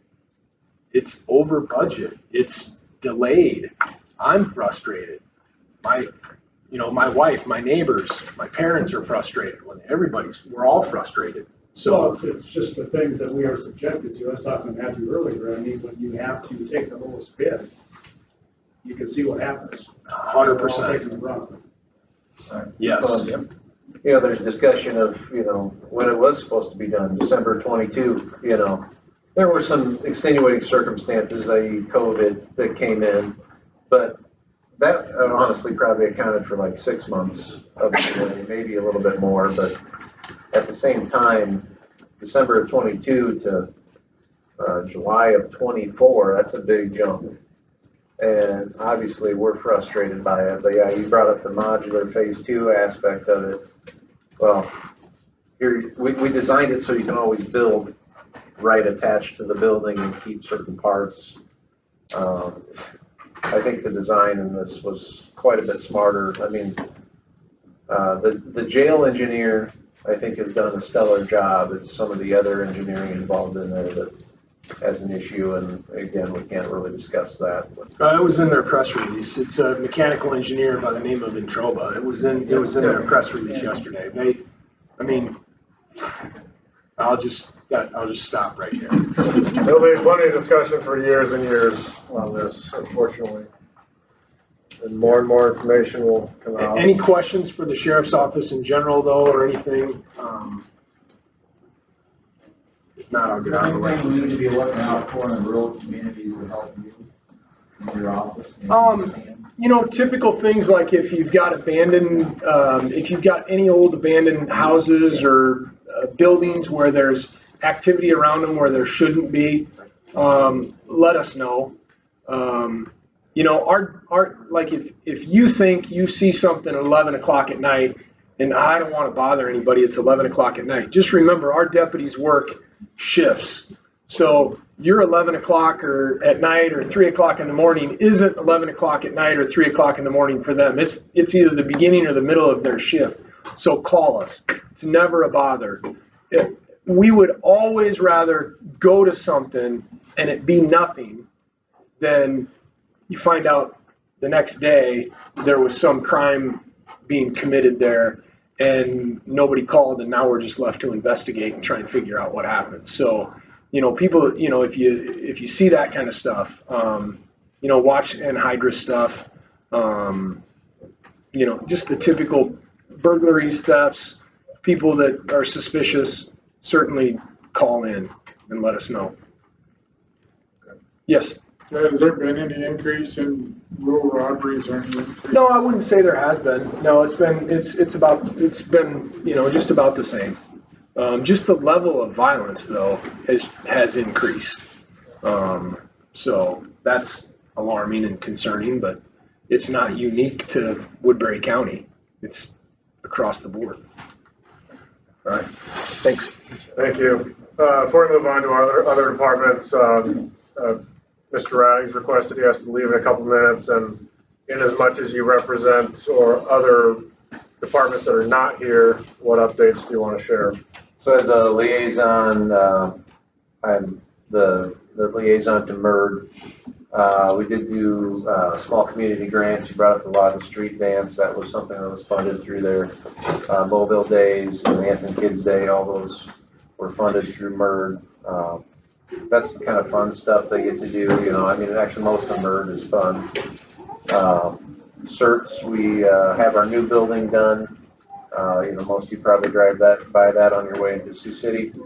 The ridership for the buses, that has still not gotten back to pre-COVID levels. But it's a financially sound organization, and if you guys need bus lines for work or anything, that would be an organization to work with. The Simcoe, we brought up funding that was brought up earlier, but one project that didn't get mentioned is Old 141 has a asphalt project that got 63% of funding out of the $2.5 million project. And that's kind of about all I had there for some of my liaison assignments, but I did want to thank you all for coming. Sorry I have to leave for a church meeting. I am impressed.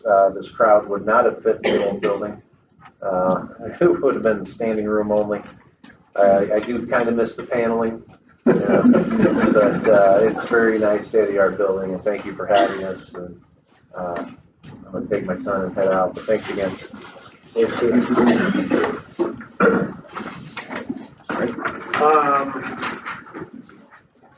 Mr. Auditor? All right. Just to tell you a little bit about what the auditor and the recorder's office does. Well, one of the things, there are three areas, and one of them is that we actually are the one of 2 counties in 99 counties in Iowa where the recorder's office is combined with the auditor's office. And that saves Woodbury County a tremendous amount of money every year. And that was something that was put on the ballot several years ago, and that was a good thing that Woodbury County accomplished. Over in the recorder's office, they handle the marriage, birth, and death records and all the real estate filings. We have a great staff over there, rarely receive any complaints or everything. It works very well in that office. Over on the auditor's side, we do the payroll and the accounts payable. We have a great staff there, very proud of that. We get things done. One of the things that we're working there is the a website. I've been around for 28 years and really have been very involved in in developing the website for Woodbury County. And one of the things that we're working on right now is for township trustees, is to give them resources that they can use that come from the website. We're very excited about that project that we're working on. But the biggest thing that I do is the administration of elections. And for 28 years, I used to tell people that this was a pretty good gig until about 2020. And then things started really happening, and it just has made it much more difficult to get it done. But I work very hard to try to make sure that everything that we're doing when we come to administering elections is nonpartisan. Work very hard at that. One of the things that has occurred that made it very difficult, one of the people that are not here sitting at this table today, it became a very difficult thing. But I don't want to get into the details of that other than that the system worked. I'm very proud of that, is that when the unfortunate occurrence happened, the system worked. I'm very proud of that. I share some of the frustration that Chairman Ung talked about with the recent sentencing that was involved in that. When you work very hard and you're trying to make sure that people understand that your vote is valuable, and I work very hard to make sure that your vote is protected, and it is the value that is there is something that is respected. And so when I'm not a judge, but when a sentence comes down like that, it's very disappointing. I know you could, it's good to show compassion in that, but as Matthew and I agree on, is that when there's a lack of remorse there, it's very disappointing to see that kind of, when there's compassion that is put out there for those folks, and that part was very disappointing. What we're working very hard on is because the legislative changes take place every year, and we're working very hard on a training program with our precinct election officials right now so that folks can still feel confident when you go into that polling place that your vote matters, it's valuable, and we respect that. We want to do that. One of the things that I do want to add at this point is that I rarely get to vote on things. But I am going to say one of the votes that I did make was bringing Mark Nelson, giving Mark Nelson to Woodbury County.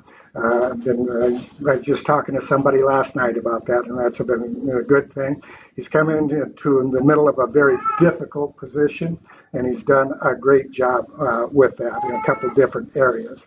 And the person thanked me for making that vote last night, and I just wanted to convey that to you, that that's one of the things that I'm pretty proud of that selection, and it worked out very well. Thank you. Thank you. It's been an interesting journey. The Board of Supervisors, due to other events, appointed the County Treasurer, Tina Bertrand, due to a vacancy there, and then Tina, along with Pat and County Attorney, in turn appointed one of our colleagues. So staffing is also an issue, even at the elected level, which is just crazy sometimes. All right, Michelle Scaff, you're a department head, or has it been covered? I'm Michelle Scaff, so I'm Deputy Auditor. Pat appointed me 8 years ago. So I've been running the finance side of the auditor's office for the last 8 years. I'm in charge of the payroll, accounts payable, and producing your tax statements, which everybody really likes. You all received that mailing recently that you probably said, I've never seen this before, what the heck is this? So we tried to put a little bit of information out ahead of time about what that was. It's a new law that has to be a statement sent out by the auditors that will give you an opportunity to express your concerns regarding the budgets that your city, your school, and your county is setting. So that's all in the history now as far as when those budget hearings were, but in the future when you get that notice, it'll give you that time that you can come to your city council meetings or the county board meeting or the city school meeting to express your concerns if you're about the budget in general. That is not a statement. It was just notification for you. You can't really figure out what your levy is from it. That's going to be determined later on, and your statements will come out in September and so forth. But I'm very hands-on in the county. I helped implementing new software that produces your tax statements, produces all of the payroll for the employees, and all of everything that is paid to our vendors. And I was a project manager for that. I'm currently involved with implementing a new time card system. We've got about 2/3 of the county that are on that. So those are just some of my duties in the auditor's office. If you have any questions about how your taxes are calculated, feel free to give me a call. Thank you. I'm Bob Welts here, Kevin Green. Do you guys have anything you want to mention, or? Just one quick PSA if possible. Kevin Green, Director of the Swin District Health Department, and I apologize about the technology sort of issue or type that seem to face. But if you pull up your smartphone and you go to swindistricthealth.org, we do that red banner up there. We are in the process of working with both Unity Point, Mercy Ones, Swin Community Health Center, and also the Dunes Hospital. Every 3 years, we do a community health needs assessment, and the reason why we want input from the community is we want to find out what you feel are the priority areas that are actually feeling that we should take a look at addressing or working with partners. You may ask, what has happened with this in the past? As the sheriff mentioned, they're potentially going to be one of the largest mental health facilities. That came up as a priority area. We do not do mental health services, but what we discovered in working with providers is there are so many of them out there that have different types of services that if it's your first encounter of looking for support that way, you have no idea where to go first. And so we worked with them to put together an electronic mental health resource guide that is actually online. Through this resource guide then, say you are a family that has a child that somebody says, you know, they could really benefit from play therapy. Well, where do you even start finding play therapy? You can go into the resource guide, begin to search, find out the providers, and do some of your information gathering like that. So I do want to encourage people, it takes about 5 minutes to do that. If you don't have a smartphone or a computer, find any teenager that's standing around and ask them to help you in that 5 minutes and have a conversation with them, because that has benefits also. But I think as you're on the website, if you do have a chance, please go explore it. When I talk with community groups about what Swin District Health Department does, what I just do is ask for the connectivity to pull up the website. That way I can share the information that the group is interested in, because we're looking at, long-term we've been doing immunizations. We have the WIC program. If you have a private well and live in Woodbury County, you can set up for an appointment online to be able to have your well water tested. We take a look at, in the rural area, one of the things I want to encourage you, if you hear about anyone considering selling an acreage or their house or whatever it is in the rural area, unincorporated, please encourage them with the words time of transfer inspection. This is something related to the Iowa code and the septic system. And sometimes realtors forget to ask or recommend that to get done. And so what ends up happening is you're in the final days of wanting to close and everybody wants their paperwork to go through. But unless you have the time of transfer inspection completed and either verification your septic system is operating and up to code, or you need a new one or any sort of changes, finding out the day before closing doesn't do anyone any benefit. And so after you're out there and you hear about neighbors, time of transfer is one thing to educate. But I do encourage you to just check out the website. There's a lot of information out there. We've revamped it since COVID because we found out people were looking for things. We have the ability to schedule appointments on there, because when you think of it on a Saturday, you're thinking, I don't want to have to remember to call them on Monday. Go on the website. There's a potential you can find the information you need there. So just my PSA from Swin District Health Department. Thank you. Bob, anything? Unless somebody has a question for me specifically. Okay. Please, moving forward.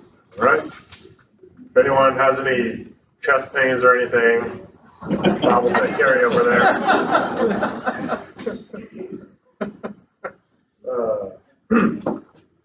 All right, now we'll move into panel discussion. That just means, Mr. Mayor, Council, if you want to chime in anytime, please feel free. This is an open discussion, but we do have a couple topics listed just so we get to them. If you do have a topic that's not one of these 3 bullet points on the agenda, you'll still have time. If you have time to stay, we have time to stay and talk about it.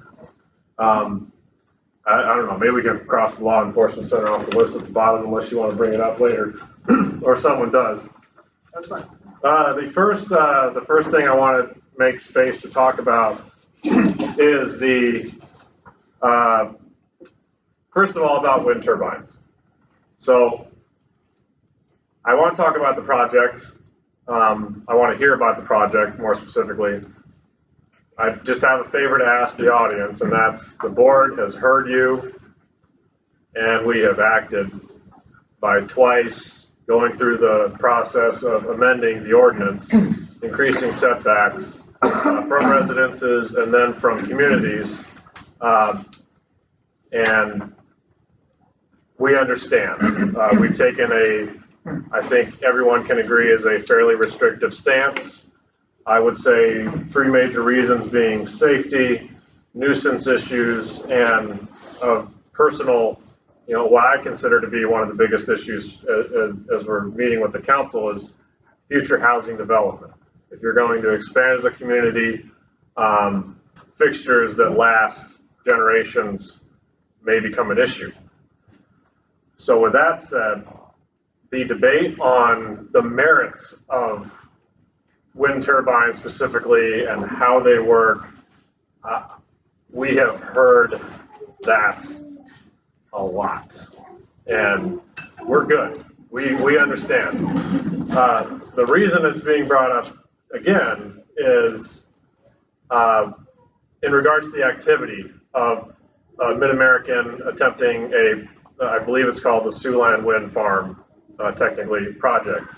And just for everyone's information, Will Doherty, project developer of that with Mid-American, reached out to me to say he can't be here tonight, but he did answer a couple questions I had for him I wanted to relay to you, and that is that according to Mid-American, they have 21,361 acres signed up, and this encompasses 120 agreements. Many agreements have multiple signing parties based on the property's ownership, like a husband and wife, siblings, or a trust. After the board reacted by amending the ordinance, as we did twice, we've received continued concerns from our citizens in regards to the conduct of how they're being reached out to by those invested in the success of the project. And so the reason for this discussion point today, again, is not to discuss the merits of wind energy or turbines, which we have been thoroughly educated on, but to let us know what is going on out there. Let's receive that information as a board. Let's process it. Let's talk about it. Let's see where the project is and go from there. So do you guys want to just open it up, or how do we? I think we can open it up. Okay. Let's open it up. Who wants to speak? I have a question. Yeah. So, in what you just said, that you want information about what's going on in the county, why or what will you do with that information? Are you just going to try to squash it, or is this just fact finding? Squash what specifically? The whole project. Because there's a lot of people in this room that want it just stopped. So I'm wondering if that's... Yeah. Sure, I understand. Okay. So the state has obviously taken a have your cake and eat it too sort of approach with regulating wind energy, and that's that there's no statewide standard in certain areas, and it's left to the counties to regulate and not do so in a manner that exposes our liability or is seen as something the state is going to come down on us on. So it's not, it's not really in the cards to ban. It's in the cards to regulate, is what the state has given us the authority to do. And so we will act on any information we receive in as much as we can respond to your concerns, knowing that we have done that twice. And we're in close communication with other county supervisors that are going through what we're going through and have done have their own setbacks and looked at their own evidence and responded to their own communities. But again, we understand, and that's why we've taken a fairly restrictive stance overall. So yes, but again, this is the time, so. You really didn't answer my question. I said yes. That was the answer to your question. To stop it. You want to stop? We don't have the authority to just ban. I understand that, but yes. if you can come up with more amendments and more amendments and more amendments, yes. That's what your idea is. Yes. If that's what's demanded by the people or the residents, constituents. Okay, so the last meeting I was at, when Mr. Rocky DeWitt, he said that he wants to vote according to the majority of his constituents. Mm-hmm. Now that was the people that were in the room in Sioux City. Now some of Mr. Hare and some other people, they went around and they got what I heard, I don't know if it's the truth or not, 900 and some signatures.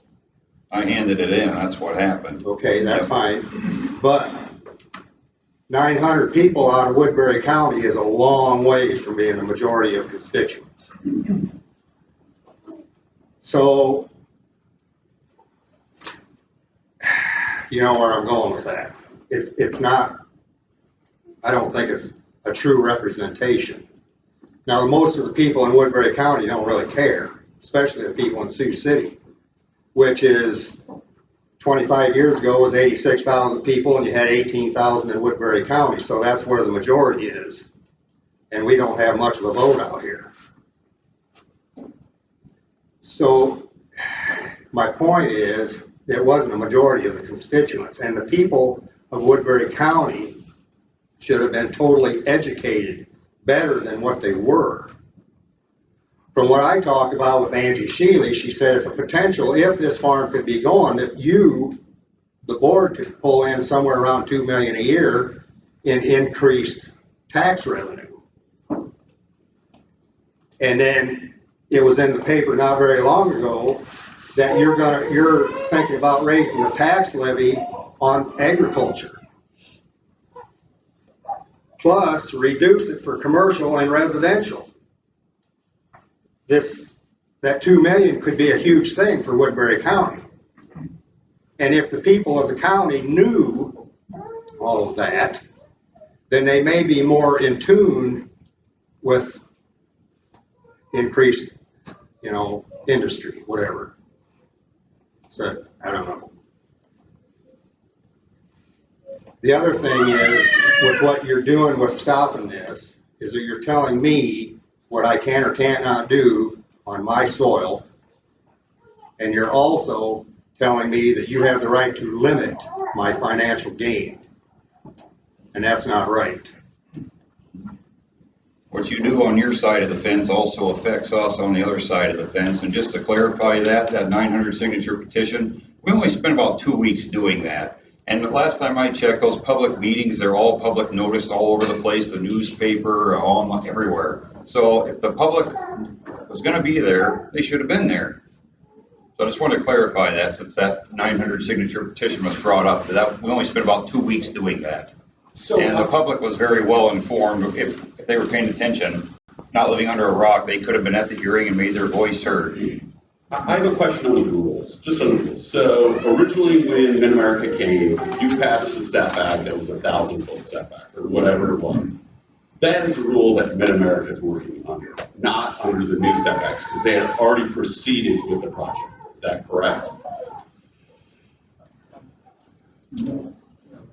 I don't believe that that's correct. I guess. That's not correct. So when they spent money, when you said, okay, these are the rules, and Mid-America then invested the money to do the project, and then you changed the rules after they had already started, you're saying that they have to now follow the new rules? Yes. Yes. There was Originally, the rules was 1250, because that's the contract I signed. That's the number that's in the contract. 1250. So you're saying you can move the rules after they start the project? What we've been told by the assistant county attorney is that the gray area becomes if they apply for a permit then obviously that stops to where, okay, they've started that permit process, so they're locked into that, and any changes subsequently after that. And then other counties across the state have been engaged in the same type of. So if they decide to get litigious with you, to say that they had matured and we started the project, like what kind of dollar amount is this project that they could be coming after our county? I'm just saying, and I'm going to tell you, I know this is a fact because I'm a building that had happened about 20 years ago. And I watched the city of Sioux City write a check for $400,000 because they changed, they shut the barn door after the horses got out. And I don't want to be on the hook with you guys. We've looked at, and that's one thing our assistant county attorney did, was we looked at other counties. There have been some that have been tied up in litigation, especially with NextEra, for example. And a lot of times that was when they tried to make changes and implement them after they had applied for permits or even had their permits. There are no instances where at the times that we've changed it or amended our ordinance that early in the process that there's been issues. Is that fair? Yeah, that's fair. So there is no, you guys feel we're not going to stare down the barrel of an $80 million lawsuit? Well, this is a long project as far as if anyone was to say construction is going to start at this date, they've had delays too, so to speak. And it's related to the signing on of enough people to make it a viable project.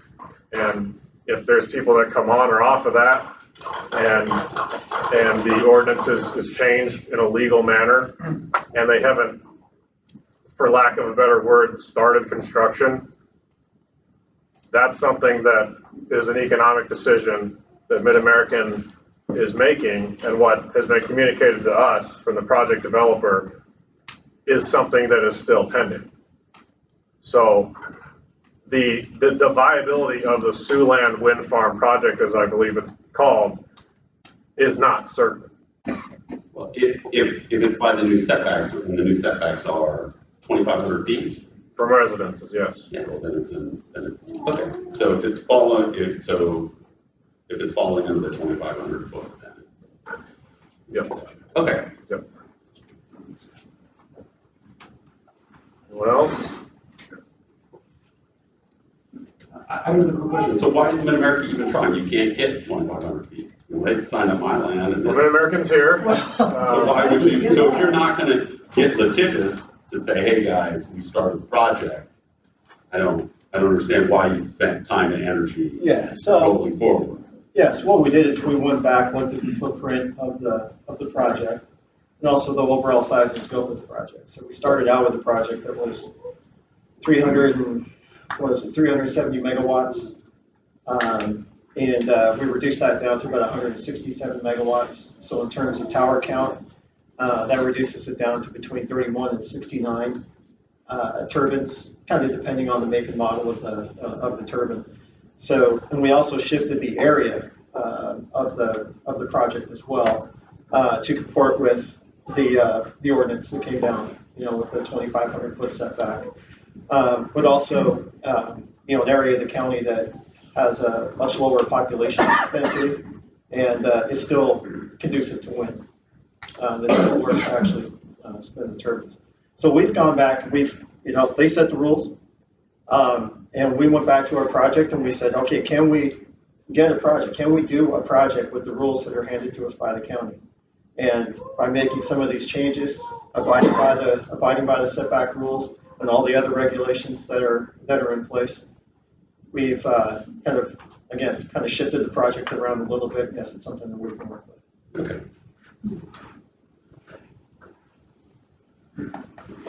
Anyone else? I guess I'd like to ask where the footprint is, where have you shifted it? Yeah, so roughly it's bounded by Mobile, Correctionville, and then Climbing Hill. So it's kind of a trapezoidal shape, but roughly bounded. And within that, you said how many towers? Between 31 and 69 towers. Again, it depends on the model.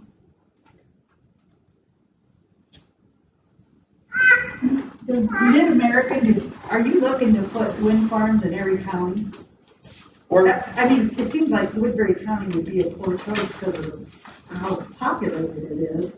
And I'm a farm girl, so I get both sides of it, but I just think, boy, it's pretty, even where you say it's sparse, it's not sparse. No, I agree. So, It's not like there's nobody with that. You know, I don't want to dispel that. You know. In the end, we go where the wind is. Yeah, a lot of states have done that, you know, coming, driving across the United States, you see the farms, but there's nothing around them.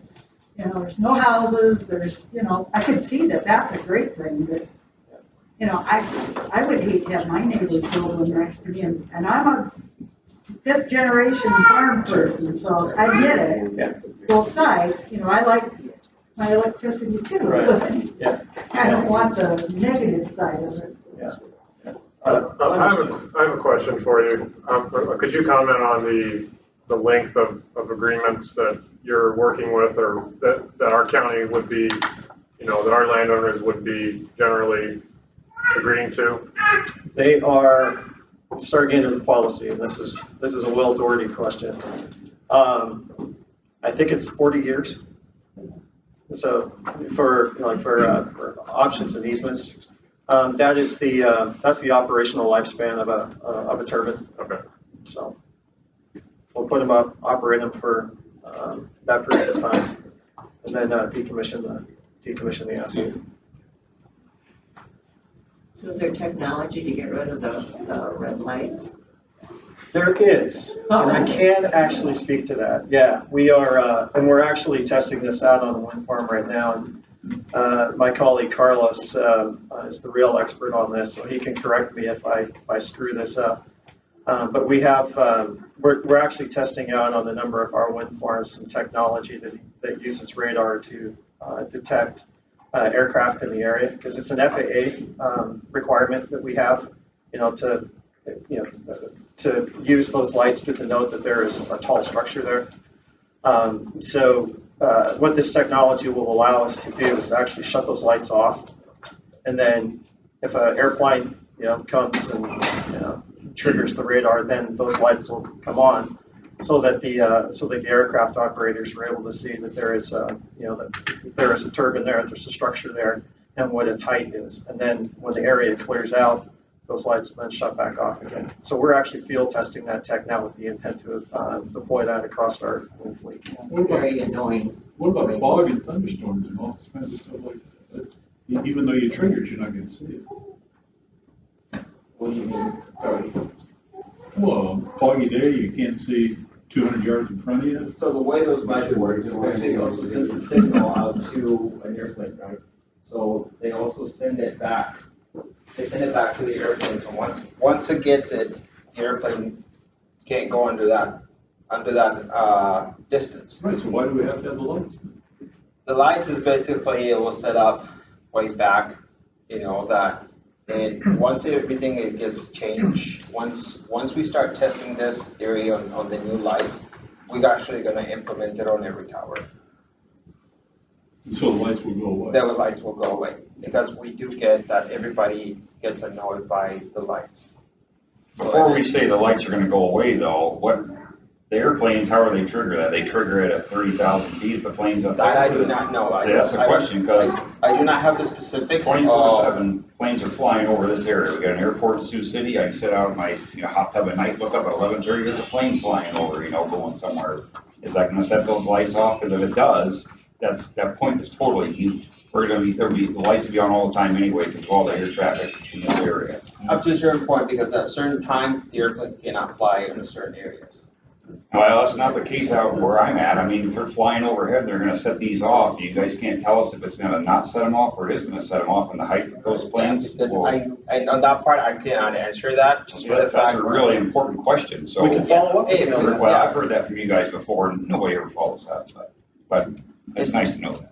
But it is a new technology that they're doing, and there's a wind farm that actually goes to it, and they have them. I do not know all of it because it's just very new. That is kind of an important But it point, is, though, you to know, find out actually, I will how high find they're out. going. I do find out because I do want to find out how far, so whenever next time somebody asks me, or if I see you again, I can actually answer it for you. Yeah, Dan, we'll send you that info. Yeah. I can see another hand in the back, sir. Distance, this is 2,500 was kind of how the engineers' recommendations. Now we've had a wind turbine to the north of us that kind of self-destructive mechanical zone was much farther than 2,500. So I guess at least the reason now is 2,500 even sufficient, or we need to extend that based on the wind turbine just north of us here in Iowa that catapulted much farther than 2,500 feet. The bottom of that, all of it, now your recommendations for safety versus tower height and catapult zones and things like that. The county attorney, the county engineer, kind of look at those specifications that we're going through this, and it seems like it's not. All I know is that stuff is studied. And I know the county engineer did a study on ice throw a couple of years ago as well, that was factored into the 2,500 foot setback requirement. This is real. I don't think that was more than a 2,500 foot throw, because wasn't it a smaller tower? I have a whole, and I have it all right here, so you guys, when you're done, let me know and I'll clarify all that. Just answering questions. I didn't do the autopsy on it, so. I have it right here. Yeah. What was the distance? Okay. So this is from also a wind turbine that exploded up there. Osceola County? Yes, yep, Osceola County, Iowa. I'm going to hand this out to the supervisor so they can look at this. We have to have a motion to receive anything of these, or? It's up to them. Where's the data coming from? Do we need to do that? No, we don't need to do that. Okay.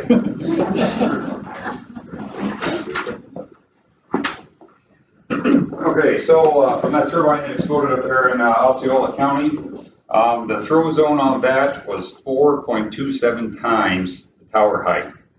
Now, if you put that in perspective for Woodbury County, Mr. Doherty told the board back in August of 22 that the potential turbines they were looking to put in this county were 591 footers. Now, about the next meeting, Mr. Jablonski told the supervisors and us in August of 2022 that the towers were 599 foot tall. So we don't know. It's somewhere in that neighborhood. So if you do the math at 591 feet times this 4.27 throw distance, that is a real example here, you come up with 2,523.5 foot throw zone. If we're dealing with a 599 foot tall industrial wind turbine, that throw zone is now 2,557.73 feet. So we are definitely in the throw zone at 2,500 feet. And this new evidence that I've gathered from Osceola County and across the state from blades falling off, like in Ida County, they've lost multiple blades. Some in the middle of the night, Williamsburg, they had a turbine catch on fire there. Adair County has had fires. They've lost blades. Out in Nebraska, Morton had to repair the roof on a Morton building when a piece of ice came off the wind turbine, went right through the metal roof and took out a couple trusses. So this stuff does happen and it's real. So I'm here to ask you guys that because of this new evidence, we need to update our wind ordinance. You have the Osceola County example there. The debris in this also crossed the public roadway, as you can see, and look at the residents right there, right in the throw zone. Kids could have been playing in the yard. There's a family's house right there. As far as our wind ordinance, I think that all the 911 addresses should be subject to the setbacks. I'm not 100% sure how that's written in there or what the verbiage is, but we need to check into that because I have building sites where there's an abandoned, old abandoned house on it that could be fixed up someday, and I could sell it as an acreage. I could rent that out as an acreage. Or I got a building site with a couple grain bins on it in the corn crib that used to have a house on it with a 911 address tag, and maybe someday I want to build a house there for my kid or a hired man. So that right should not be taken away from me. So I think that's very crucial there. When it comes to variances in our standalone wind ordinance, I understand you guys have the sole authority for that. That's fine and good, but I think as we saw with what happened with the solar ordinance, I think the more eyes, the better. So I don't know if it's possible or not, but I think all variances to that wind ordinance should be screened through the zoning board. The Board of Adjustment, and then finally the supervisors. As far as getting back into the solar thing, they spend a ton of time on decommissioning. And we have practically no decommissioning in our wind ordinance. I just read this off the internet today. Mid-American bragged about building the tallest land-based turbine in the US in 2016 at a height of 557 feet. That was 2016. Now they're bigger than that. We're talking 591 or 599. So the foundation alone on this 557-foot tower required 70 truckloads of concrete and 90 tons of steel rebar. Altogether, it has 80,000 miles of steel running, or it has 80 miles of steel running through it, and it weighs 2.4 million pounds. So I think, according to our wind ordinance, Mid-American is only required to remove the structure 4 feet below the ground. Well, my generation, I'm a fifth generation farmer. I know what the general practice was years ago. You just push a little dirt over it with a bulldozer, it's out of sight, out of mind. Well, now guys my age are finding that stuff, and now we're having to deal with it. So I think as far as decommissioning goes, anything below the ground level needs to be totally taken out back to the bare dirt. So thank you guys for your time and let me give you an update on that. So let's look at that wind ordinance real closely. Let's get it right. I want to remind you guys, it was done during COVID. One of our supervisors wasn't here. As you know, how things were during COVID. So I just think the public is aware of it now. We got new evidence and a chance for a lot more input. So thanks a lot. Mark there, I'd like to ask, we re-gravelled that road by Cushing. Was that an address that was a old building site that someone built a house on? Is my memory serve me correct on that, over by Cushing? Wasn't it a dirt road that, do you remember that? Oh, yeah, I'm just trying to remember if that's. Between Cushing and Correctionville off Old Highway 20. Yeah. Yeah, that was an old home site where somebody put a new home in here recently.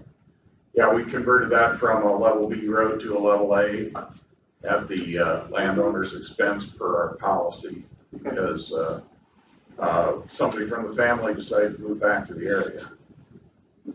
I don't know how the ordinance reads, I guess, if it's 911 addresses or physical homes, but we can check into that. Can we discuss the variances and how that process is going? Anyone have any comments on that? It was brought up, variances going through screening process.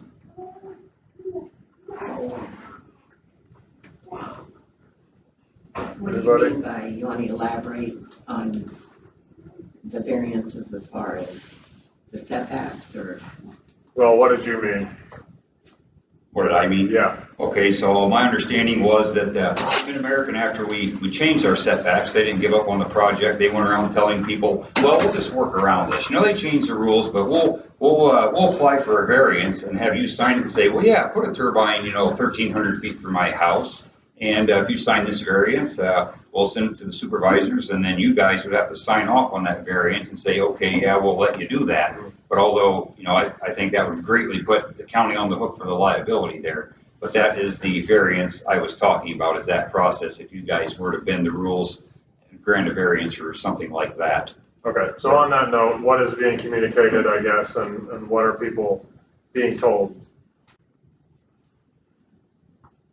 I just heard from people that have called me, just stating that Mid-American says, we're going to go the variance route, and we're going to put this project in if we get enough variances that are approved to allow turbines to be placed closer than, at this time, the 2,500 foot setbacks. I'd like to speak to the honesty of the way Mid-America has conducted themselves throughout this process, to be honest with you, because I went to one of their open houses in Mobile here a while back, and I walked in just to see what was going to happen and talk to them and whatnot. And I own a fair amount of ground in the Correctionville area, and they were going to send me a copy of their easement contract, and they were going to send me all this stuff, and it was going to be, yeah, we're on your side and everything. And then when talking to Will, he told me he found out that I was actually against him in the end, and so I never got anything from him.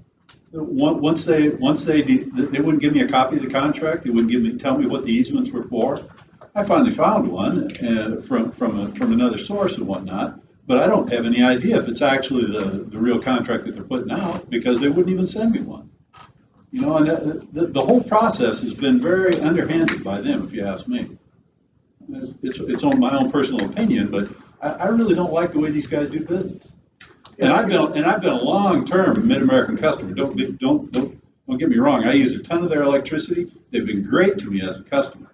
But the way they're trying to take easements on this land, and by signing those contracts, I think people are giving away a lot more of their rights than they realize, and for a long, long time. Is any of this related to subsidiaries or a handle on those, or? So like our land agents? Yes. Yeah, so we were using CLS as our land agent from the inception of the project until Q3 of 2023, so fairly recently.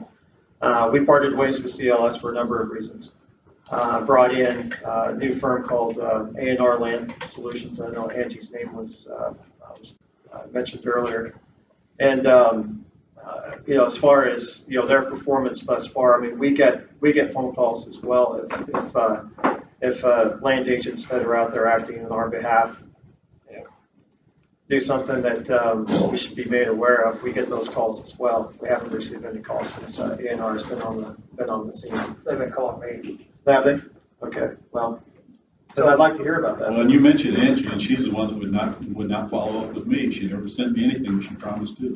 Well, in fairness, I've communicated with Will a few times, but there's people in this room that I see looking at me that have requested multiple times to be left alone by your company and continue to get mail, calls, door knocking. And I can tell whenever you guys send a blast or do something, because my phone rings off the hook for 4 or 5 days. And I have much better things to do on my Saturday than hear from 10 people who can't keep you guys off their property. So I'm not sure what it's going to take to kind of, and you know, some of these people have been to a lot of these hearings that, you know, I've gone back and looked, they signed the petition, they had signs in the yard. Sometimes when I drove by their place that had, you know, the no windmills or whatever it was. So I'm not sure how they can kind of get that point across any better that they want to be left alone. I just think it's unreasonable that we can't leave people alone. Is that fair? Fair point. I'd like to, my name is Larry Phillippe, I'm down from around Anthony, Iowa. I'd like to speak a little bit to that. I was down over in Madison County here last week. I toured the 6 bridges over there. Still get to drive over one yet. But I was talking to Heather Stansel, I believe is her last name. She used to work for Mid-American. She no longer works for them. She's on the Madison County Board of Supervisors. And I called her up and I said, hey, I said, I actually stopped by, the hell's the town that the bridges are by? The main town. Winterset? Winterset, thank you. Stopped by Winterset, I stopped by their little tourism office there. And anyways, we got talking about the bridges and things like that. And then I asked her, I said, well, it's kind of nice seeing the bridges here. I said, no wind turbines out here in the countryside. She said, no. She said, Larry, she goes, what are you doing still talking about the wind turbines in Woodbury County? And I said, well, that'd be a good question. And she said, I thought you guys put that to bed. And I said, you know, I said, I thought we did too. And I said, Heather, I said, what's your setback here in Madison County? And she said, well, it's 1.5 miles. I go, 1.5 miles. And she said, yep. She said, that's good reason too. She said the reason that it is 1.5 miles is actually, it kind of goes right into what Dan was saying. She said, you have no idea what's coming in the future. And that's going to lead me to another point here real quickly, and I'll sit down here in about 2 minutes. She said, these turbines keep getting bigger and bigger. And she said, the amount of power that they have to throw themselves if the blade disintegrates, or if it's Mother Nature in the ice. She said, 1.5 miles, we're kind of nervous at that distance. And she said, you guys are only 2,500 feet? I go, that's what we ended up with. And she said, your county's taken on a lot of liability. And I go, well, they probably don't know that yet. I said, a lot of us don't know this yet. And I said, here's the other thing, and I'm going to lead into these contracts. Right now, this very minute, my family is in litigation with a damn corporate giant that's in the communication business, not the wind generating business.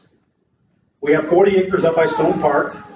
My dad's 85 years old, and 27 years ago, he signed a damn contract for 30-some years. And us kids said, Dad, you don't want to do this, man. He has an easement going through his property. Right now, today, we're trying to sell a house. We're trying to sell some farm ground that borders the backside of Stone Park, and we can't sell our own land. You know why? My father was dumb enough to sign a contract, just like what this gentleman was talking about, with all due respect, sir. Signed a contract. Once you sign that contract, you sign away the rights of your own land. Get it? I'm being dead serious when I say that. We can't take off the 10 acres from the 30 acres where the tower stands, because the damn easement goes between the 10 and the 30. Well, who knew that? Other than us kids said, Dad, don't sign the contract. Over the last 27 years, he's averaged $4,000 a year of income. And you know what he said to me this morning? He's 85 years old, he's upset as hell. He goes, Larry Jr., he goes, that was the worst decision I ever made. He said, I apologize. We're trying to get him to assisted living. We can't sell the damn home because of companies like this. You sign a 40, 50-year contract, you put that burden on your kids, the rest of your family. You won't be able to sell your property, you won't be able to sell your farm ground, your houses, however you want to say it. Because you think that $8,000 a year is going to save your farm. I'm telling you, if $8,000 a year for an average rent payment on a turbine is going to save your farm, then I would suggest maybe you find a different line of business to make a profit. You must not be a very good farmer. Don't mean to insult anybody in here, but right now I'm upset because this thing has kind of turned for the worse for our family because of what happened that my dad did 27 years ago. And you can tell, I mean, it's really emotional for me, but for me to sit here and listen to this stuff. Guys, technology changes, the future changes. Right now, we got Ida, we got Buena Vista County, we got Northern Plymouth County for ugly, ugly examples. I challenge you to take a picnic basket, invite your family, your kids, and go spend some time underneath the wind turbine. Go spend some time out in they're not a farm, they are an industrial wind site. I know what a farm looks like. That's not a farm. They use conservative language, Mid-American does, to soften the blow. They got algorithms out there on the internet. And every time Mid-American's name comes up, they got a whole division. Division in the Army is from 6,000 to 21,000 troops. So I'm thinking Mid-American probably has a few hundred. But if you try and find the truth, you look up on the internet on how many employees Mid-American actually has, they say between 1,000 and 7,500. That's how truthful they are with you. They can't even tell you the number of employees that they have in the company. What do you think they're not telling you about the wind turbines? Think about that one for a minute. And then, like I said, and I'll end with this. If you think a few $1,000s is going to save your farm, you guys don't care about green energy. Green energy is a 2-letter word for massive production of gas and oil to get all these wind turbines, the fiber blades, and the towers produced. If it wasn't for the gas and oil, they wouldn't even be able to run a gearbox in their turbine. Then go ahead and ask them how they get rid of a blade or recycle it. It's not even cost effective to recycle a blade. Why? It's kind of what Mr. Namira was talking about. The cost of construction. You take steel, you take labor. So what do? They're going to bury that stuff on your property, 4 foot beneath the surface. And he's up here shaking his head right now. He can't speak for the big company. He's just an employee. They pay him a few $1,000s to work for him. And maybe he'll be just like Heather Stansel, who just went ahead and resigned because she had enough of Mid-America. And now she works for the county of Madison. So I guess having said that, think about before you sign a contract for 30, 40, 50 years or more. I'm experiencing right now, in this very second, our family's in litigation. We're trying to help my dad out, and we can't get it done. Don't ever forget, contracts are forever. Could I take, I'd like to answer Jim's question from earlier about why the original setback was 1250 versus where we're at now. So I think it's important, and I've been on a year, so I've got a lot of things to catch up on. I go back and look. That original ordinance was pulled from counties that had wind turbines ranging in that 100 to 200 foot height. So they were using about a 5 to a 10x factor as far as setbacks to height. What we didn't see coming back then, and I will blame this on the county, which is why we've had to make up for stuff, is that we are now dealing with a 600 foot turbine, not 100 foot. So if you use even say a 5x factor on a 600 foot turbine, you'd be looking at 3,000. So I just want to be clear that the county never assumed that they were going to be a 600 foot turbine at a 1,250 foot setback. Planning and zoning, and honest mistake, was looking at 100 to a 200 foot turbine because those were the counties that they had copied ordinances from. That's what they had. And so that's what's changed. So do you use a factor times the height to determine it, or you just have a straight cut? We have not right now, but our factor would be somewhere around 4. Because 600 times 4 would be 2,400, we're 25. So just roughly over 4.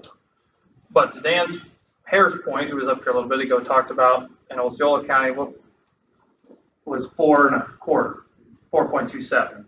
So that's where he was saying that we're actually on the short side of what new data shows.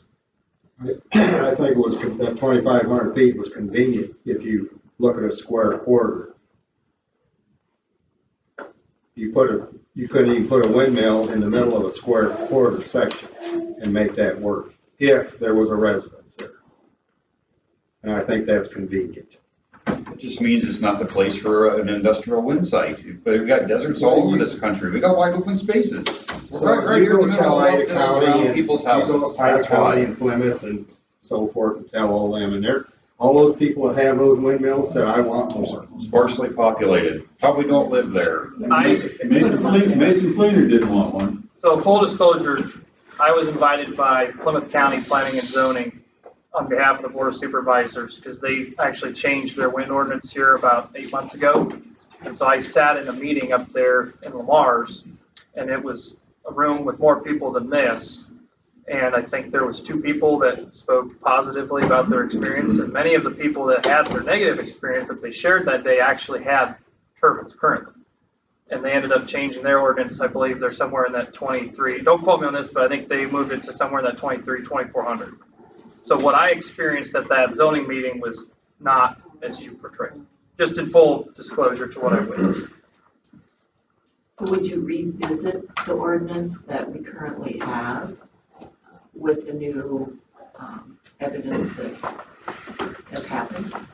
The reason I'm getting a hand up from the county auditor is we haven't posted this as a discussion item to take action. So the board cannot technically promise you specific action on this in a town hall meeting. This is again to receive information. We can certainly tell you how we feel individually as we are doing, but if you're asking for a action to be taken, that's not the purpose of a town hall meeting. Those, as I mentioned, when we revised it twice, we went through 3 public hearings that were posted. And the reason the reason I'm okay with revising as often as a board majority is amenable to responding to concerns is these are generational decisions. It's not like you're putting up a birdhouse. This is a 40-year decision that you make for your property and the expansion of that property and anyone who wants to build on that property that buys your property or a city nearby. And that's why there's as much transparency as you can possibly have is good, because when the community is or is not faced with construction of this site, I want to make sure that there's been as much transparency and that we've demanded that from everyone involved because of the long decision that people are making. And that is something, and to speak about transparency even more, Mark, you mentioned stakeholders in a room and how they feel about it.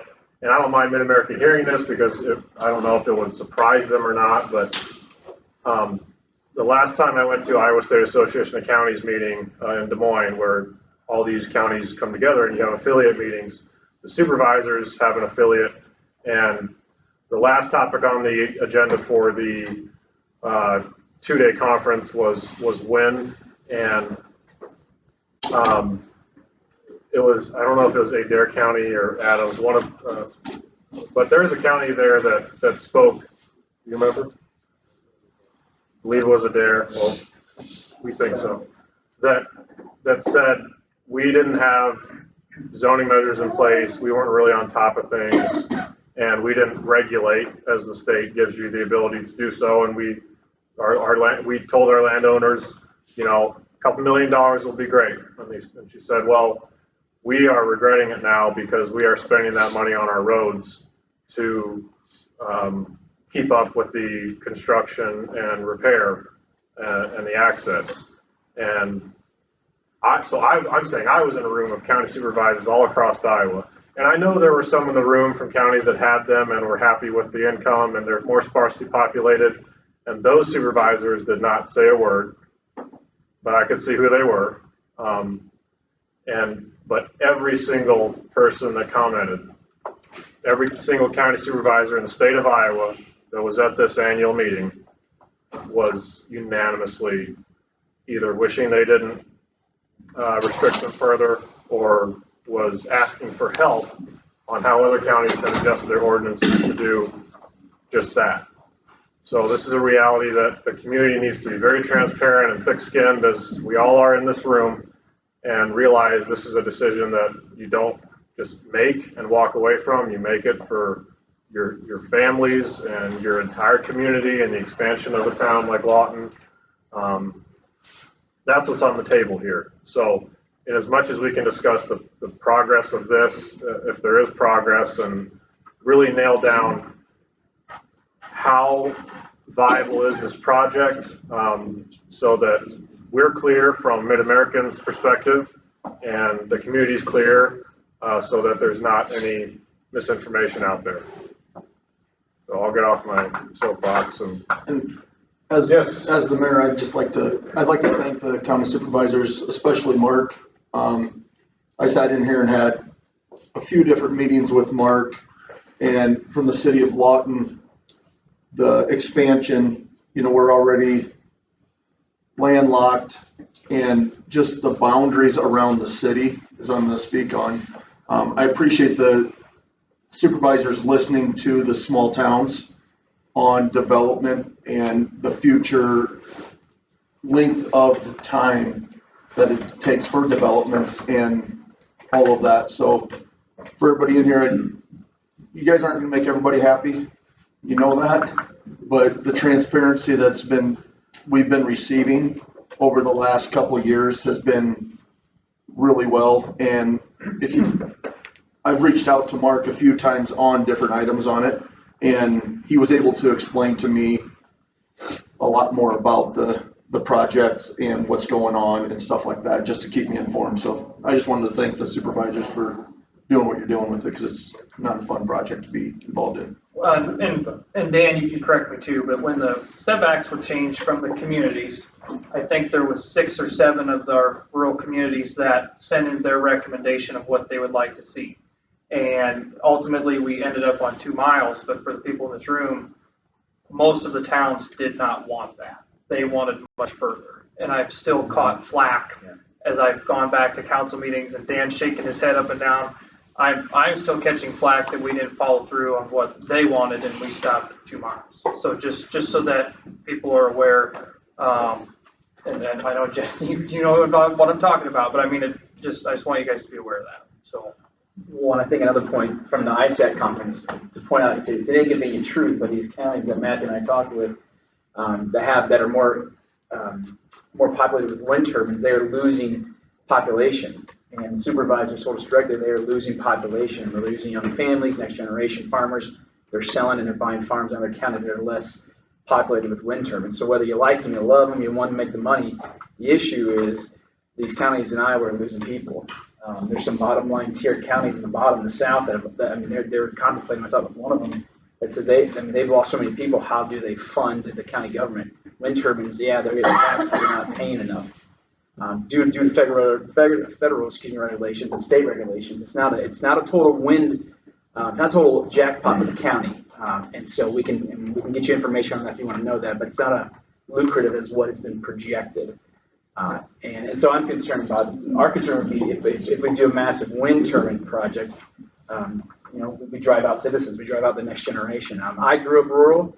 Yes, I'm in Sioux City. I'd rather live rural personally, but I grew up, my wife and I, so I understand the rural mindset, and I'm glad I have Mark on the board, but I think it is a concern that has to be addressed in regarding the smaller cities out in the rural population. To piggyback off of that, I was just in a discussion last weekend with superintendent from a county over near us, and their school district brings in $1 million a year from the wind turbines. But it's not enough, because what you just said, their student enrollment, they're continuing to fight with student enrollment on that. The $1 million is really good for their school district, but it's the balancing act of it has been hard for the school district. Yes, in the back.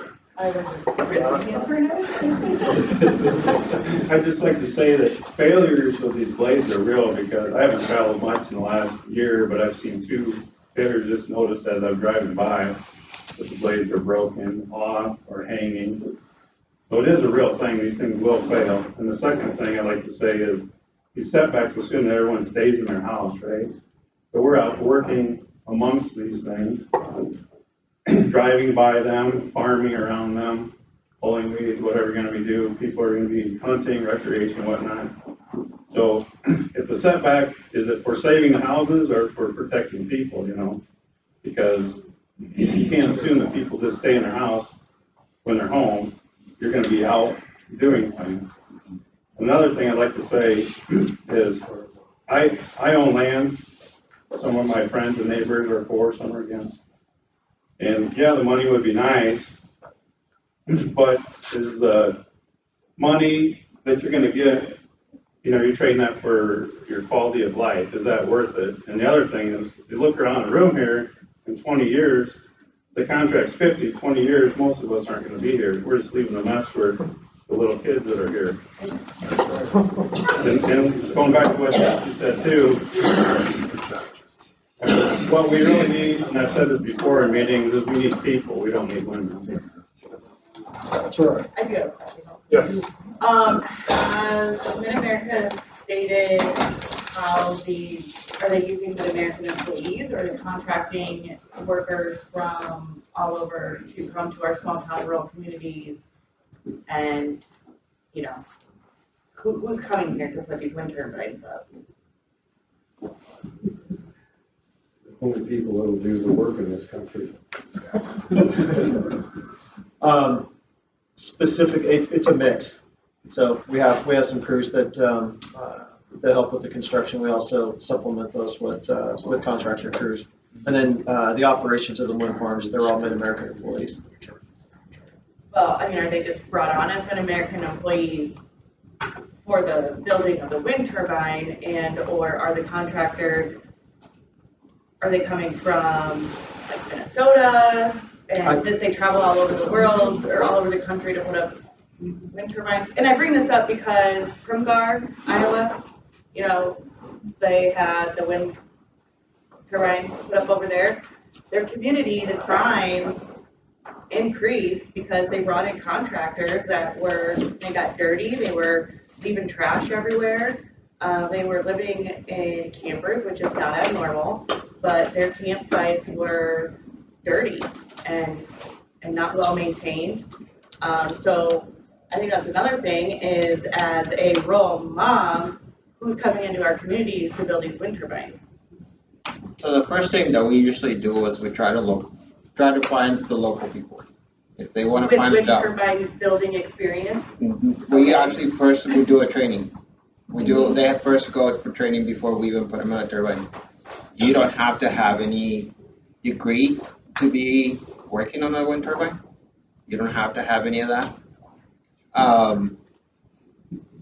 And on that, so we try to give the locals more of a, because they're more home, so they're gonna stay there longer. So you're looking for people with construction trade, Yes, like no experience? but nobody around here wants to work.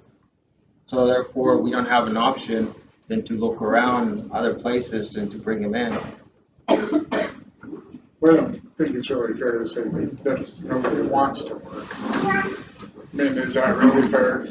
That is more than When you fair. say nobody, that's. It is very hard to find somebody to work, period. And that's all across the country, I mean. It is, so it makes it hard, but we truly do look for people that are more locally, because we know that their roots are there, so they're gonna stay there local. What have you been able to do? I'm sorry? Were you able to find local workers? Yes, most of the employees that actually are in Primgar, they're mostly from either Sheldon, either Primgar, Sutherland, Cherokee. Because they just moved there for this No, job? they actually are from there. And actually even local farmers have actually been there, and they are there right now. Is that how it was 5-10 years ago? The majority of them, or No, actually 90% of them are from that area. Even Sheldon, I have them from there. Now, to clarify this, you're talking Because about now the workers that, they moved there to work there. you're talking about the workers that stay there after the construction. Those are the homes. Those are the guys that But are. the people that come in and build them come from Kansas, Texas, Minnesota, all over the place. Yes, I mean, they come from literally all over, not just from there, they come even from the West Coast, come from the East Coast, they literally come from everywhere. Yes, sir. One quick question for the Mid-America rep. The Cody Dunes, like some years ago, was a Mid-America project. And, you know, they have rules and regulations about your siding and how many cars you can park out there. And they had a big, you know, if they do this with property values, they want to increase their property values and maintain their property values, not decrease it. And they have a big sign that says happiness lives here, so I think it's quality of life. Can you tell us what the wind turbines restrictions for the Cody development is in Mid-America plan out there? We've been out of Dakota Dunes for quite some time. Yeah, but was it allowed when you, in your initial master planning stage, were wind turbines allowed in and around 2 miles of it, or, you know, 2,500 feet of it? Or I'm guessing there's a disparity there, but I'll let you answer the question. Like, I wasn't around 20 years ago when we did Dakota Dunes. What would be your best guess? My best guess? Yeah. It's a high-density residential area. So 2 miles, I think Union County has, I'm thinking they have no wind turbines, but. And I can't speak, I haven't even looked at what the wind turbine ordinances Dakota Dunes may or may not have. That'd be nice to follow up on that. And you want to talk about quality of life. Anyone that's for this should go up to Brembear and see what this looks like. It's ugly. It looks like a forest. It's forest of turbines. Yeah, it's hideous. Is there anything else on the current status of the project or current outreach people have in this room or heard of firsthand, you know, people being reached out to on behalf of Mid-American, or any commonalities you guys at Mid-American have noticed about response, whether it's through, is it A&R or your own company? I got one comment on that. I talked to Mid-America and they came out and talked to me about that. Now, if a landowner wants his land in that, signs up, and they don't use his ground, they still own your ground. Even if you don't get paid for a turbine, they still own your ground. They got the contract to your ground till the thing is done, even if they don't use it. So you can not get paid. You not get paid and they'll have your ground. You know, They don't they got the lease to us for 40 years. I got, so I was talking to Heather Stansel again the other day, and she said, Larry, she goes, here's one thing you need to be aware of. She said, Mid-American will also tell you that wind turbines cannot be established under an eminent domain. cannot be established under eminent domain. It's kind of true. What she said is, what they don't tell you is the infrastructure needed to support these industrial wind sites, such as the overhead high electrical transmission lines and the substations needed to support such a venture, will be established through eminent domain. Period. She goes, where are the landowner rights at then? They did that to me. So. Up on 120th Right. Street. They Yes, did sir, that to me. I'm They started their being very eminent polite to domain you and right now, I said, just and leave. I know you're listening to all this stuff. But everything in this room, there's a lot of truths that are talked in here, right? But we're not going to say anything more than what we have to. I mean, when Mid-American won't even tell you how efficient these wind turbines are, what else are they not going to tell you? They're sure not going to tell you how many government subsidies or the amount of dollars that they're getting. Hey, Warren Buffett's going to tell you how many billions of dollars he's getting off of this? Hell no, he's not. All this stuff in this room is true. What I told you about my family with a communication tower and a big corporation and the eminent domain, or not the eminent domain, the right-of-ways that they have to get to this property. Back to this gentleman right here. Once you sign your John Henry on that dotted line, you gave away the family farm, literally. Literally. And if you're going to do it for a few $1,000s, Even go if down you to the don't casino and try some gambling. You might be further ahead. That's all I have to say on that. But eminent domain, they will take your neighbor's property now, or they may even take yours and put that transmission line overhead or that substation right on the corner where maybe you want to build a future home when you retire because you want to get off the farm. You promised the wife that beautiful brick home on the other side of the section. Well, guess what? There's a substation going up there now because you signed on the dotted line. Let's just think about that stuff.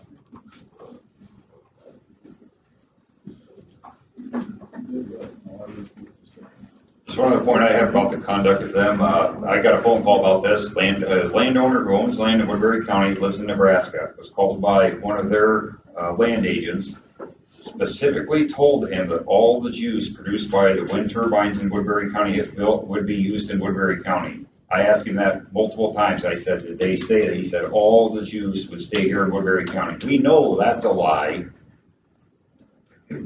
And I talked to someone who called me. They got sent one turbine contract, 27 pages long. And then a couple weeks went by, they got another turbine contract in the mail. I mean, these people are relentless. There's no moral code of ethics at all with the wind department. I respect Mid-American as the power company and the people that work at the coal plant for reliable power. But that wind side, whole nother ball of wax.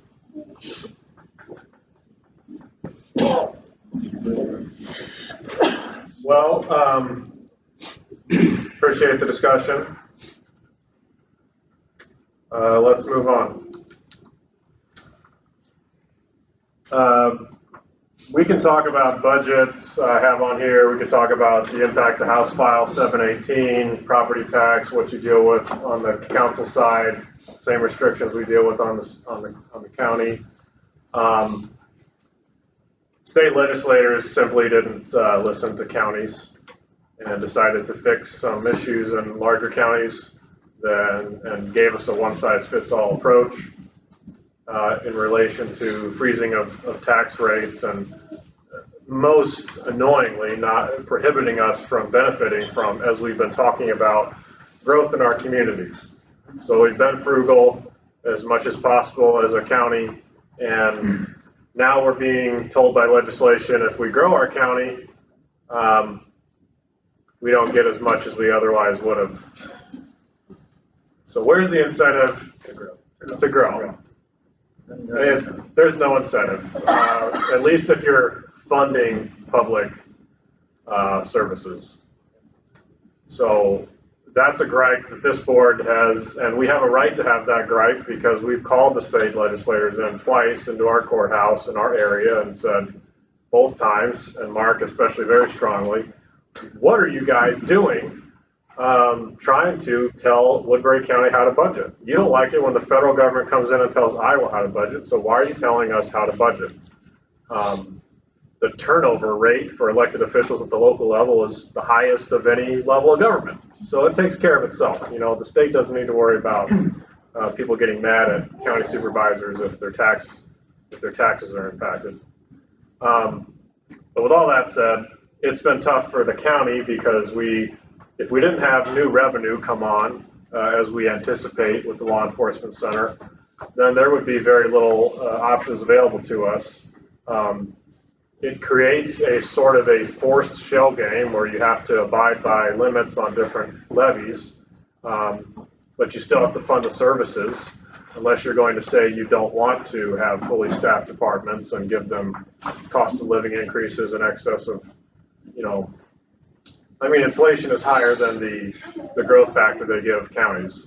So just based on the wages alone, the state government is basically saying, and we can absorb it for this year, but long term, the state's basically saying, this is what your annual increase cost of living is going to be regardless of what inflation is. This is the number. And the county at some point, or counties that don't have the revenues that we do, will have to say, well, the state said your raise is this. They don't even allow us to do more. And that becomes an issue when you have departments that have a lot of cost outside of personnel.